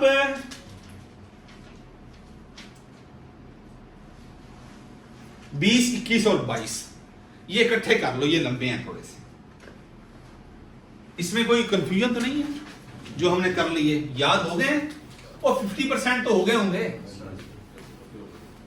इंशाअल्लाह। अब कल तक इनको याद रखोगे तो फिर 70% हो जाएंगे। डेली याद रखोगे तो भूलेंगे नहीं, उस वक्त तक नहीं भूलने चाहिए जब तक आपका इंटरव्यू नहीं हो जाता। उसके बाद सर जिंदगी ना पढ़ना है। अब आइए फ्रीडम टू प्रोफेस रिलीजन। मेरा राइट है, कौन सा राइट है? वो फंडामेंटल राइट है। देखिए मैंने आपको फंडामेंटल राइट पे इस पर फोकस किया था, फोर्स किया था। मॉरल राइट नहीं है, लीगल राइट नहीं है, आपका बेसिक ह्यूमन राइट नहीं है, सब में डिफरेंस आ रहा है। ये आपका फंडामेंटल राइट है। और फंडामेंटल राइट की जब वायोलेशन होती है तो कानून हरकत में आता है कि मैं अपनी मर्जी से अपने रिलीजन को फॉलो करूं, अपनी मजहबी रसूमात अदा करूं। इस आर्टिकल 20 की आयत-ओ-शी ने ऐसी की तैसी फेर दी। यानी उनका राइट है। और फिर जो 12 रबीउल अव्वल है उसमें ये जो पगड़ियों वाले हैं उन्होंने हूरें भी बाजारों में ला खड़ी की, लॉ एंड ऑर्डर की सिचुएशन बन गई। हमने एक प्यारे से साफ सुथरे से मजहब का चेहरा बिगाड़ने के लिए हर मुमकिन कोशिश की है। ये है आपका आर्टिकल 20 जिसकी आड़ ली जाती है। क्या है? सुनो, freedom to profess religion. Profess होता है कि मजहब की पैरवी करना, फॉलो करना, ऑब्जर्व करना। Freedom to profess religion 20, freedom to profess religion. Religion professor पैरवी करना होता है। प्रोफेस हाँ जी, पैरवी करना, ऑब्जर्व करना। रिलीजन मजहब की पैरवी करना, ये हर बंदे की अपनी आजादी है, जो मर्जी चुने। ठीक, क्लियर हो गया। And to manage religious institutions, and to manage, उसके साथ ये बिल्कुल एंड टू मैनेज, एक ही सर। जी एक ही है। रिलीजियस आसान है, मैं बताता हूं आपको। इंस्टीट्यूशन, रिलीजियस इंस्टीट्यूशन, मजहबी इदारे, मसाजिद, मदरसा। मैं अहले तशरीह के पास जाऊं, मैं अहले सुन्नत के पास जाऊं, मैं अहले हदीस के पास जाऊं, मैं बरेलवी के पास जाऊं, देवबंदी के पास जाऊं, मैं सिख के पास जाऊं, मैं हिंदू के पास जाऊं, पंडित के पास जाऊं, मेरी मर्जी। कौन सा आर्टिकल कहता है? 20 कहता है किसी की मजहबी रसूमात की अदायगी और मजहबी इदारों को मैनेज करने में किसी भी शख्स को आजादी होगी। 20वां है, याद रख लें, 20वां याद रख लें। 17, 18, 19 और 19 से हमने वो कर लिए। 16, 17 डबल ए, एसोसिएशन और असेंबली। ठीक, 16, 17, 18 को हमने 11, 18 कर दिया। ठीक, अब 19 और 19 से हो गया। अब 20 आ गया, भूलेगा तो नहीं? क्या है आरिफ? फ्रीडम टू, किसकी? प्रोफेस करना, अपनी मर्जी से इबादत करना, जिस तरह मर्जी करो। Profess religion and manage religious institutions, and manage religious institutions. 20 हो गया। अब 21 पे आओ। रिलीजन, ये भी रिलीजन से है। Safeguard against taxation, 21। Safe guard, अब लिख रहे, सेफ गार्ड अगेंस्ट टैक्सेशन, किस चीज का? For purpose of any particular religion.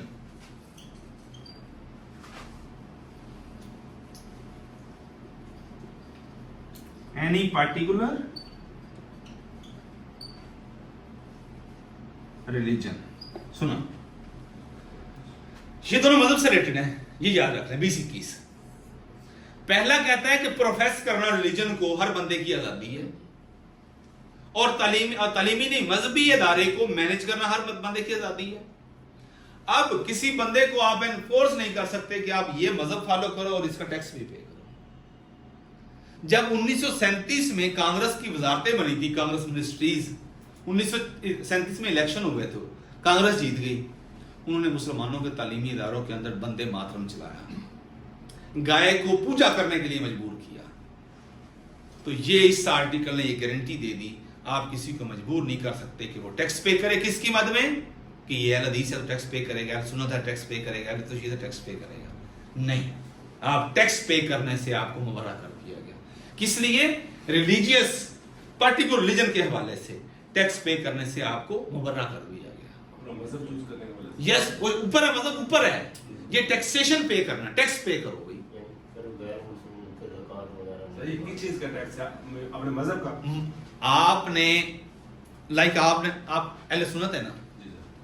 आपको मैं यानी रियासत कहता हूं, मैं रियासत आपसे ये तकाजा करता हूं कि आप इतना टैक्स दें क्योंकि आप अहले सुन्नत हैं। मैंने वही कह रहा हूँ कि मजहब की वजह से। यस, मजहबी अपनी तालीमात रसूमात को फॉलो करने की वजह से टैक्स नहीं लिया जाएगा। किसने कहा? फंडामेंटल राइट्स में कॉन्स्टिट्यूशन ने कह दिया। क्लियर हो गया? 20, 21 दोनों हैं। पहला प्रोफेस रिलीजन और manage religious institution. Profess religion and manage religious institution. 21वां फ्रीडम रिगार्डिंग टैक्सेशन, किसका?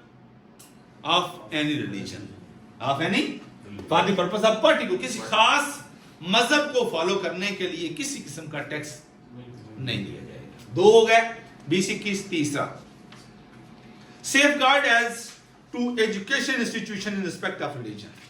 तीनों रिलीजन से रिलेटेड है। तीसरा आ जाए 21, 22।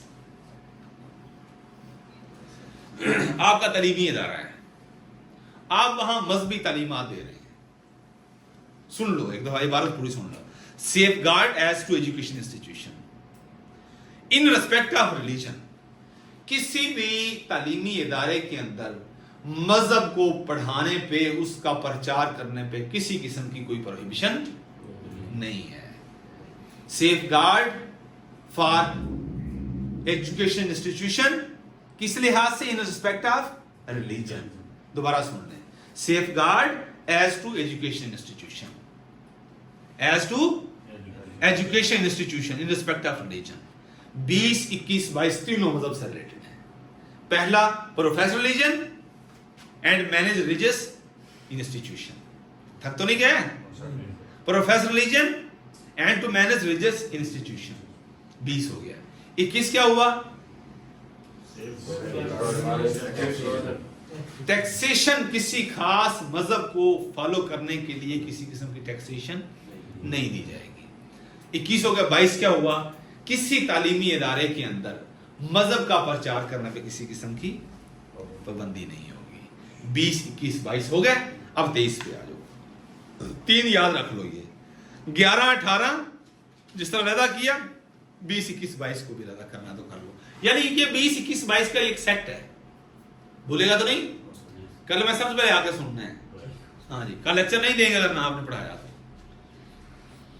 अब 23, 24 और 25 प्रॉपर्टी, कोई शख्स अपनी मर्जी से प्रॉपर्टी खरीद सकता है, कोई पाबंदी नहीं। Provision as to property, property खरीदने के लिहाज से, प्रॉपर्टी बेचने के लिहाज से, प्रॉपर्टी मैनेज करने के लिहाज से हर शख्स का यह फंडामेंटल राइट है। प्रोविजन एज टू प्रॉपर्टी, ये आपका कौन सा हुआ? 23 हुआ। ये रीजन वाले 3 नहीं बोलेंगे ना आरिफ खान? ऐसा भूल जाएगा तुझे? मैं दोबारा रिपीट कर रहा हूं, सुन ले। 20, 21, 22 ये क्या नाम है जवान का? हमायूं। सुन ले, 20, 21, 22 तीनों मजहब से रिलेटेड है। 20 क्या है? प्रोफेस रिलीजन की आजादी है और रिलीजियस इंस्टीट्यूशन को मैनेज करना, मैनेज नहीं बोलना, मैनेज करने की आजादी है। ये आपका 20 हो गया। Freedom to profess religion and to manage religious institution 20 okay. 21 आ जाओ। अब पर्टिकुलर रिलीजन की कोई टैक्सेशन नहीं है। 2 हो गए। 22 आ जाओ। एजुकेशन इंस्टीट्यूशन के अंदर किसी रिलीजन का प्रचार करने पे कोई पाबंदी नहीं है। 20, 21, 22 हो गए। रिपीट करोगे? काफी है। हाँ जी, कहोगे तो कर देता हूं, कर दूं? ये काफी है? ओके। 20, 21, 22 हो गया। 23 आ जाओ। 23 कहता है कि किस शख्स ने प्रॉपर्टी को खरीदना है, प्रॉपर्टी को आगे बेचना है, प्रॉपर्टी को मेंटेन करना है। अपनी मेंटेन से मतलब अपनी मर्जी का ऐसा नक्शा बना ले तो ऐसा बना ले, तो ऐसा बना ले तो ऐसा बना ले। यह है मैनेज करना। इस पे दुकान बना ले, इस पे घर बना ले, इस पे भाना बना ले, कोई चीज बना ले, ये उसकी मर्जी है। कौन कहता है उसकी मर्जी है? फंडामेंटल राइट है उसका। कौन सा आर्टिकल कहता है? 23 कहता है प्रोविजन एज टू प्रॉपर्टी। अब 24 पे आओ। सर इसमें अपनी वजह से पुराने जरूरत है क्या नक्शा? देखो ना, आगे सारे वो आपके बाय लॉज हैं। एक है आपका लॉ, फिर आप रियासत ने उसको रेगुलेट करने के लिए डिपार्टमेंट्स बनाए हुए हैं। अब डिपार्टमेंट ने भी अपनी मर्जी, पब्लिक यानी अमने आमा को देखते हुए, सारी सहूलतों को देखते हुए उन्होंने कहा कि अगर आप इस रोड, लाइक ये बाजार आ रहा है ना, मेरी दुकान है तो मैं बाजार लगे होता छपड़ा बना दें, मैं बाना बना दूं, मैं यहाँ पे इंडस्ट्री लगा दूं। ये मेरी 6 दुकानें पड़ी हैं इधर। ये दुकान के आगे उसकी मलकियत तो नहीं है ना? कौन है? प्लाट में तो उसकी मलकियत, प्लाट में मलकियत है, लेकिन अगर आप ऐसा वहां पे कोई काम करेंगे जिससे आपका हमसाया दुखी हो जाए, हमसाया के दुखी होना का मसला नहीं है, जिससे पब्लिक एट लार्ज सारे लोग, कम्युनिटी डिस्टर्ब हो। लाइक मैं अभी लाहौर गया हूं, हमारे वहां में प्लॉट है, तो मैं मार्केट घूमी है, वो बेसिकली रेजिडेंशियल एरिया, उसको उन्होंने इंडस्ट्रियल एरिया बना दिया। मैंने कहा ये क्या सीन है भाई, आप कोर्ट में नहीं गए भाई? रेजिडेंशियल एरिया के अंदर इंडस्ट्री दागी नहीं लग सकती। उन्होंने कहा भाई हम गए, तो फिर इन इंडस्ट्रियलिस्ट ने जाके कोर्ट में रिकॉर्ड रख दिया कि ये बेसिकली है इंडस्ट्रियल एरिया, इतने लोग बाद से शिफ्ट हुए हैं। ये है पर्पज, ये होता है। सब बाय लॉज मौजूद है इसमें, जहां पे सारे लोगों का जो सुकून खराब हो, खदशा हो, वहां पे फिर रियासत हरकत में आती है और रियासत अपना फैसला सुना देती है। सबसे बड़ी चीज क्या है? रियासत चाहती है ना इधर से मोटरवे गुजरे, चुक्को जमीना अपनी। रियासत चाहती है ना कि इधर से डीएचए बन जाए, चुक्को करो साइड पे। हाँ जी, ये है। यानी सब जंग लगी है, आपकी फसल तैयार है, तो आप फसल को तरजीह दोगे या मुल्क को तरजीह दोगे? फौज को रोक दोगे, भाई मेरे 6 महीने रुक जा, 2 महीने रुक जा, कपा मैंने चोक लैन दे। 80 ਦੇ ਫਸਲ ਹੁੰਦਾ ਹੈ ਸਾਰੇ ਕਿ ਰਾਸਤੇ ਦੇ 80 कौन है? ਜਿਹੜਾ ਮਾਲਕ ਵੀ ਉਹਦੇ ਫਸਲ ਹੁੰਦਾ ਹੈਗਾ मालिक जो बचे ही ना, मालिक इंडिया ने अटैक कर दिता तो फिर की करोगे उस फसल का? ਗੱਲ ਕਿ ਰਿਆਸਤ ਆਪਣੀ ਮਰਜ਼ੀ ਕਰੇਗੀ ਨਾ यस यस, रियासत हमारी नहीं मानी। यानी वहां पे इनफरादी जो है ना वो मफाद, वो रियासत के मफाद पे कुर्बान हो जाए। ये है 23 और 24, ये दोनों प्रॉपर्टी से मुतालिक है। 23 और 24 दोनों प्रोविजन प्रॉपर्टी और प्रॉपर्टी राइट से मुतालिक है। ये याद रख लो, सिंपली तरह याद रख ले। ऑब्जेक्टिव यही है। डिटेल अगर कहो तो मैं आपको ये सुना भी देता हूँ। हाँ हाँ है मेरे पास वो भी। भूलनी नहीं है ये चीजें।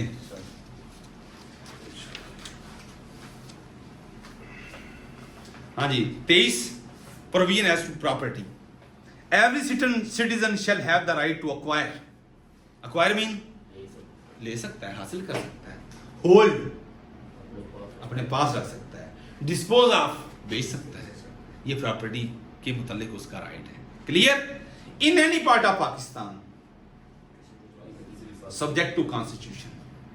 अब ये वर्ड, ये लीगल वर्ड है, सब्जेक्ट टू। ये 23 में है सर जी, ये 23 का हिस्सा है। ये 23 की डिटेल है आगे। मैं आपको जस्ट क्योंकि 23 और 24 दोनों प्रॉपर्टी से रिलेटेड है, मैं देख रहा हूं कि इसमें हल्का सा भी डिफरेंस हो तो आपको एलेबोरेट कर दूं, आपको पता हो कि 23 और 24 दोनों प्रॉपर्टी राइट्स से रिलेटेड है। अब ये कहता है कि सब्जेक्ट टू लॉ, वहां पे ये वर्ड लेके आता है। लेजिस्लेचर में ये वर्ड वहां पे यूज होता है जहां पे कह देते हैं कि हां अगर ऐसे हुआ तो फिर ऐसे होगा। सब्जेक्ट इसने लिखा है कि हर शख्स का हक है कि वो प्रॉपर्टी को होल्ड कर सकता है, उसको मेंटेन कर सकता है, उसको खरीद सकता है, उसको डिस्पोज ऑफ कर सकता है, सब्जेक्ट टू कॉन्स्टिट्यूशन। अगर आइन ने कोई किसी किस्म का रफनान डाला तो आइन ने, कॉन्स्टिट्यूशन, और any reasonable restriction imposed by law in public interest. देखें मोटरवे की बात की, कितना बड़ा इंटरेस्ट है।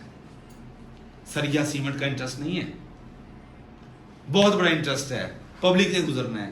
मैं सुबह 3 बजे निकला हूं बहावलपुर से, मैं शाम घर बैठा हूं, लाहौर गया था, मोटरवे थी तो गया हूं ना।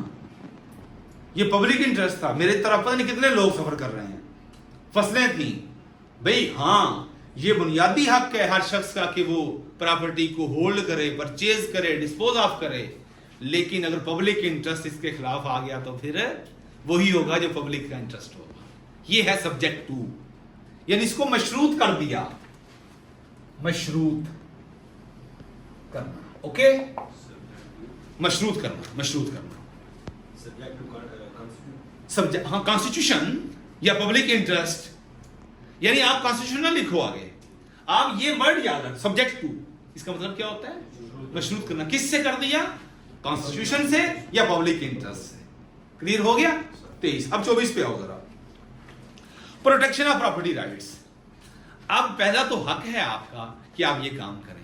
अब इन प्रॉपर्टी राइट्स को प्रोटेक्ट भी कर दिया गया। यानी क्या कहता है?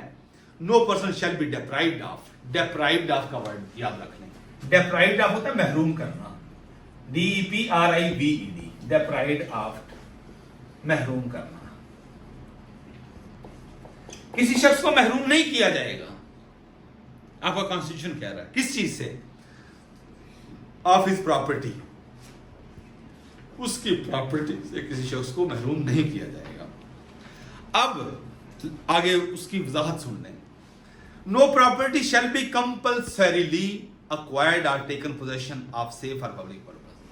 किसी शख्स की प्रॉपर्टी को आप सिर्फ पब्लिक इंटरेस्ट का नाम लेके एक्वायर नहीं कर सकते। आगे क्या है, and save by the authority of law which provides for compensation therefore. अगर करना है तो फिर आपको कंपनसेशन देनी पड़ेगी। उसका क्या कहते हैं, उसका मुआवजा देना पड़ेगा। लाइक यहाँ पे मोटरवे बना दो, मैं DHA मेरे मुंह में आ जाता है, उसकी बात नहीं करते। ये यहाँ पे मोटरवे बना दो, मोटरवे बनानी है ना, कितनी यहाँ जी, क्यों आपने देखा नहीं वो सारी जमीनें महंगी हो गई भाई, इसी वैसे ना दरमियान से वो गुजर गई तो लोग भी खुश हो गए। अब रियासत ने कहा कि हमने यहाँ से रोड गुजारना है, अपनी कीमत ये हमें दो, जमीन हमें दो, कीमत ले लो। ये उसका राइट है कि उसको कंपनसेशन पे करें। ये है प्रॉपर्टी के राइट्स। ये 24 में है, किसमें है, 23 को जनरल कर दिया कि हर शख्स का राइट है कि वो प्रॉपर्टी खरीदे, बेचे, मेंटेन करे। और आगे कि अगर उसको पब्लिक इंटरेस्ट के लिए रियासत ने या कानून ने खुद लेना है तो फिर उसका क्या करना पड़ेगा, मुआवजा, कंपनसेशन अदा करनी पड़ेगी। आगे सारी वही चीजें हैं।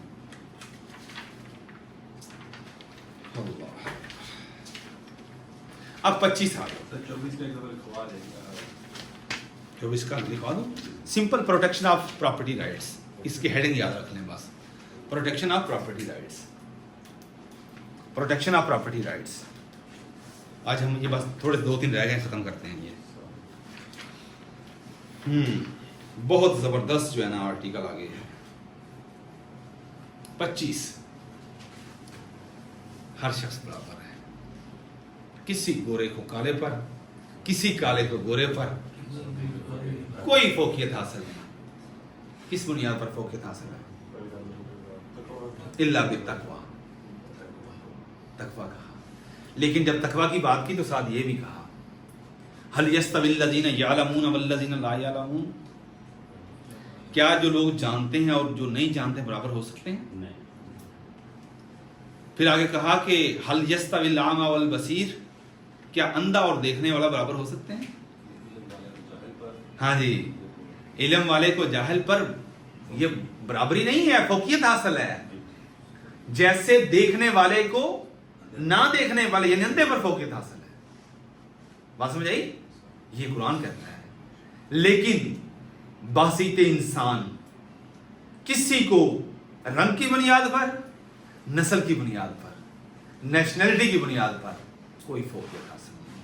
अल्लाह के नजदीक जो ज्यादा मुत्तकी है वो ज्यादा करीब है अल्लाह के। 25 कहता है equality of man, dignity of man किसने कहा था, कौन सा आर्टिकल था? 14 क्या था? यस। अब ना इस तरह, अब जब आपको एक पिक्चर बन जाएगी ना, इनको जोड़ना कि मजेदार कौन, बुनियादी हकूक कौन से हैं, फिर आगे ज़ैली हकूक पे आ जाइएगा। देखो ना, इक्वलिटी ऑफ मैन 25वां कह दिया। अब तालीम हर शख्स का बुनियादी हक है।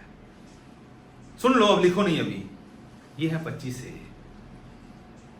10 और 10 ने कहा ना, 25 क्या था? तालीम हर शख्स का बुनियादी हक है। रियासत की जिम्मेदारी है कि वो हर शख्स को तालीम दे, ये हमारा आइन कहता है। तो हमारे 40 लाख बच्चे पंजाब में स्कूलों से बाहर हैं, तो रियासत नाकाम नहीं हो रही? क्वेश्चन मार्क नहीं है कि फंडामेंटल राइट्स की जो है इंप्लीमेंटेशन नहीं हो रही? जबकि आपका 25 से कहता है कि रियासत की जिम्मेदारी है कि हर शख्स को फ्री और कंपल्सरी तालीम हो दे। 25 से हो गया। 25 इक्वलिटी ऑफ मैन, और 25 से 10 क्या है? Safeguard as to arrest and detention, और 10 ए क्या है? Right to fair trial. 19 क्या है? फ्रीडम ऑफ स्पीच, और 19 क्या है? इंफॉर्मेशन होगी तो बोलेगा ना, right to information, information speech. अब मैंने 2-2 इकट्ठे कर दिए जो 2-2 इकट्ठे थे। 10 ने 19 से, 25 से, 25 क्या है? बराबर है सारे। यस। और 25 से क्या है? रियासत की जिम्मेदारी है कि वो हर बच्चे को लाजमी तालीम दे।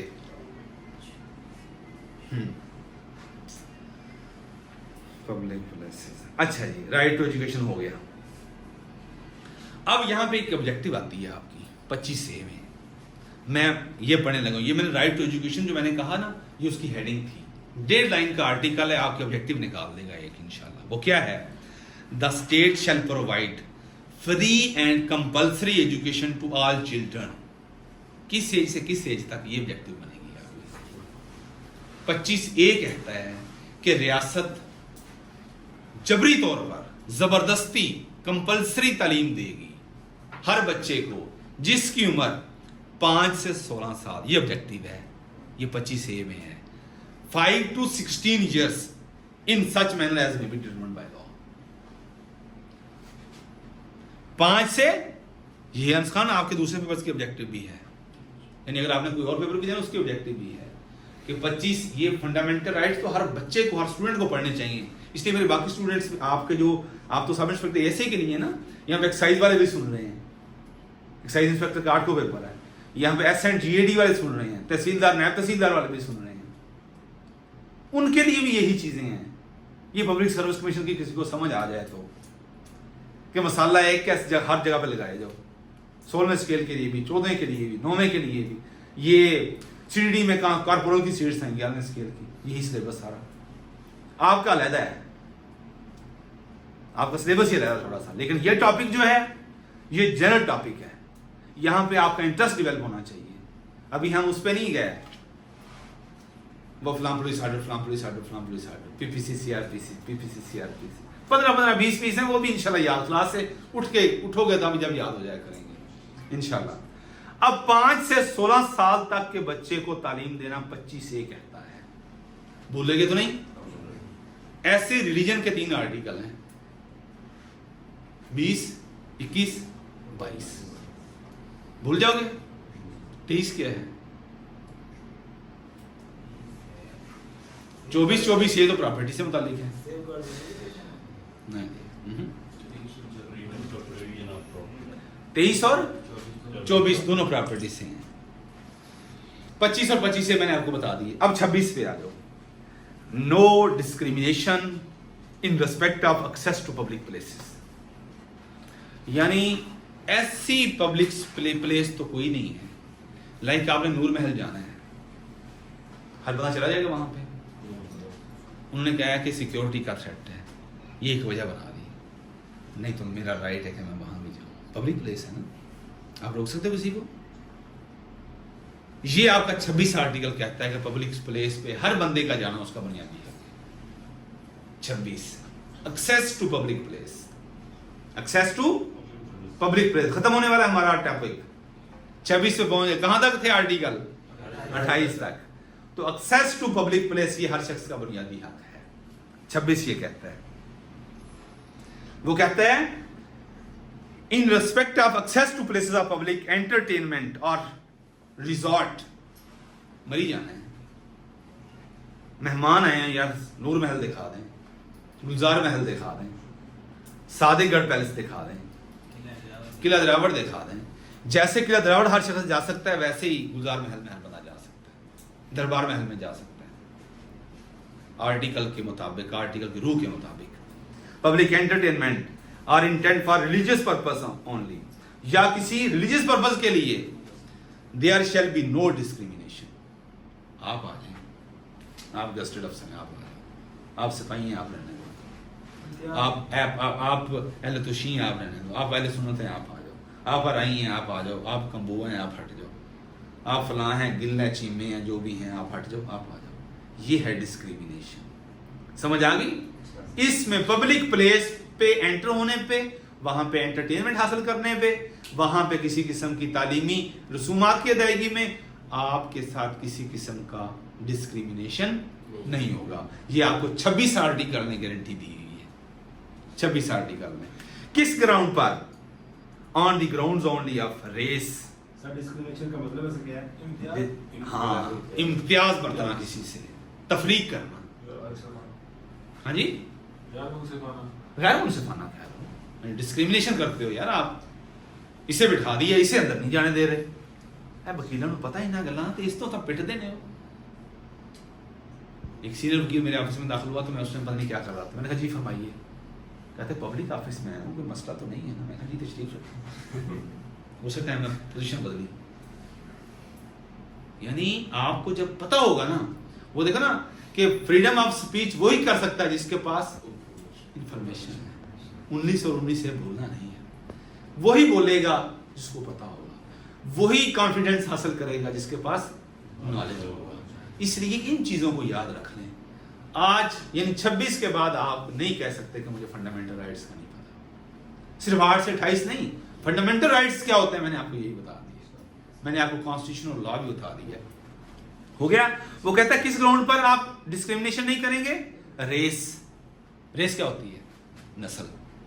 वो दौड़ने वाली रेस नहीं है, ये नस्ल, ये नस्ली, ये है, ये गौरी खानदान से, ये गजनवी खानदान से है, ये हलाकू खानदान से है, ये चंगेज खानदान से है, ये मुगलिया खानदान का चश्मा चिराग है, ये अब्बासी खानदान का है। इसको आने दो, इसको नहीं आने दो। ये रेस है। ये क्या है? रेस। दूसरा क्या है? रिलीजन। ये मुस्लिम है, ये हिंदू है, ये सिख है, ये पारसी है, ये जो भी है, इसको आने दो और इसको ना रहने दो। ये है रिलीजन की बुनियाद पर। कलर, ए गोरा है, ए चिट्टा है, ए गुलाबी है, काला है, इसे आने दो, इसे ना आने दो। Colour, race, religion. आगे आ जाओ। कास्ट। कास्ट जात। नहीं नहीं, उसी को बात उसी ये यानी इन बुनियादों पर किसी को आप डिस्क्रिमिनेट नहीं कर सकते। Cast. Sex.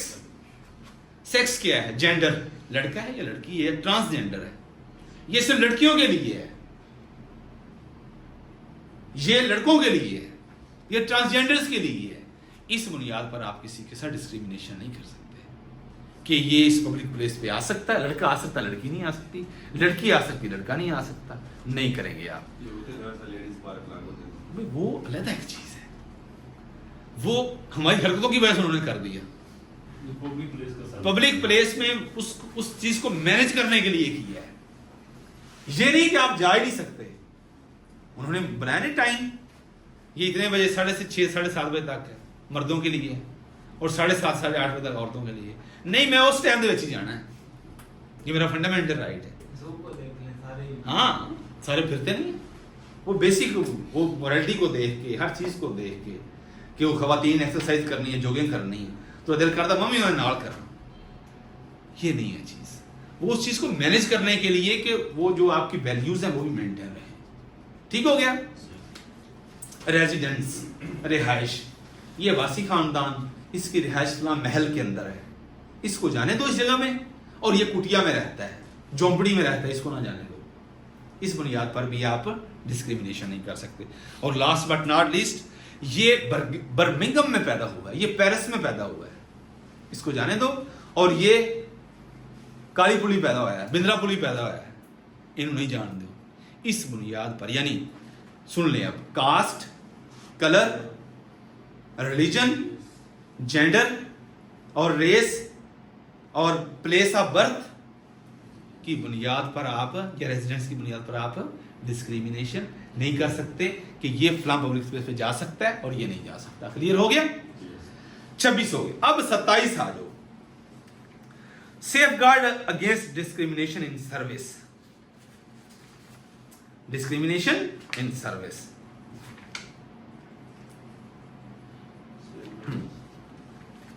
Services. No citizen. हाँ जी, अब नौकरी हर शख्स का, नौकरी हासिल करना हर शख्स का बुनियादी हक है। ये 27 आर्टिकल है जिसके लिए आप बैठे हैं। आपको रोक दे कि नहीं, ये इस रंग का बंदा ये नौकरी नहीं ले सकता, इस इलाके का बंदा ये नौकरी नहीं ले सकता। देखो उन्होंने कहा रीजन भावलपुर, रीजन भावलपुर के सहरा के दूर दराज जगह पे बैठा लड़का और भावलपुर शहर के खूबसूरत तरीन हाशमी गार्डन में बैठा, एक महल में बैठा लड़का पी कैडेट के लिए तैयारी कर रहा है, तो पब्लिक सर्विस कमिश्नर ने डिस्क्रिमिनेशन करनी है कि वो जो कुटिया सहरा में बैठा वो नहीं आ सकता, जो हाशमी गार्डन के 2-3 किनाल के बंगले में बैठा वो दे सकता है। किया डिस्क्रिमिनेशन। वजह आर्टिकल 27 आ गया कि डिस्क्रिमिनेशन नहीं होगी। सर्विसेज, नौकरियां हर बंदे का बुनियादी हक है। हाँ अब सामने आओ जरा, पोटेंशियल है तो वो बंदा। मैं 202 मुराद में बैठा और टिब्बे से बैठा, मेरा गांव जो है वो डारा वाला छूना वाला से आगे मेरा घर है, टिब्बा सारा सहरा है, मैं आ गया हूं इधर। ऐसे शहर से बैठा बंदा कोई बहावलपुर का कोई नहीं सी। आपके अंदर अल्लाह ने पोटेंशियल दी है, अल्लाह ने आपको इस्तिताअत दी, हालात अल्लाह ने ऐसे पैदा कर दिए, अल्लाह ने अपना करम कर दिया। बात समझ आ गई आर्टिकल 27 की? 26 और 27, 26 पब्लिक प्लेस पे जाने की कोई डिस्क्रिमिनेशन नहीं, 27 है कि नौकरी हासिल करना हर शख्स का बुनियादी हक है, और 28 आपकी जो जुबान है, आपका जो रस्मुल खत है, उसको आप महफूज बना सकते हैं, उसको आप प्रिजर्व कर सकते हैं, ये भी आपका बुनियादी हक है। इसे कहते हैं प्रिजर्वेशन ऑफ लैंग्वेज स्क्रिप्ट है। हमारा कल्चर है एक, देखो ना, कहते हैं ये सराइकी कल्चर है। आपने अजरक क्यों आगे दी? सिंधी कल्चर है ना।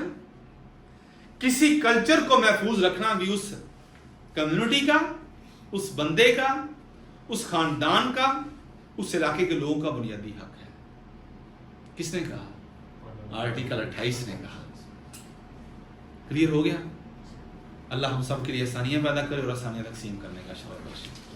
8 से 28 ये हो गया, ये आपका मुकम्मल हुआ। कल इंशाल्लाह हम, मेरा वैसे माइंड था कि मैं आपको ना इसके अमेंडमेंट्स भी हल्की सी बता दूं कि अमेंडमेंट का क्या तरीका होता है। वो तो 10 मिनट की गेम है, कल करके साथ हम इंशाल्लाह पीपीसी को भी कल शुरू कर देंगे। आप मुझे ये फीडबैक दें कि हम पीपीसी और पुलिस रूल्स को साथ साथ लेके चलें या पहले सिर्फ पीपीसी कर लें और पुलिस रूल्स बाद में, जैसे आपके लिए आसानी है। ये सोच लेना, मैसेज कर देना। जी कोई क्वेश्चन हो तो पूछ लें उनसे।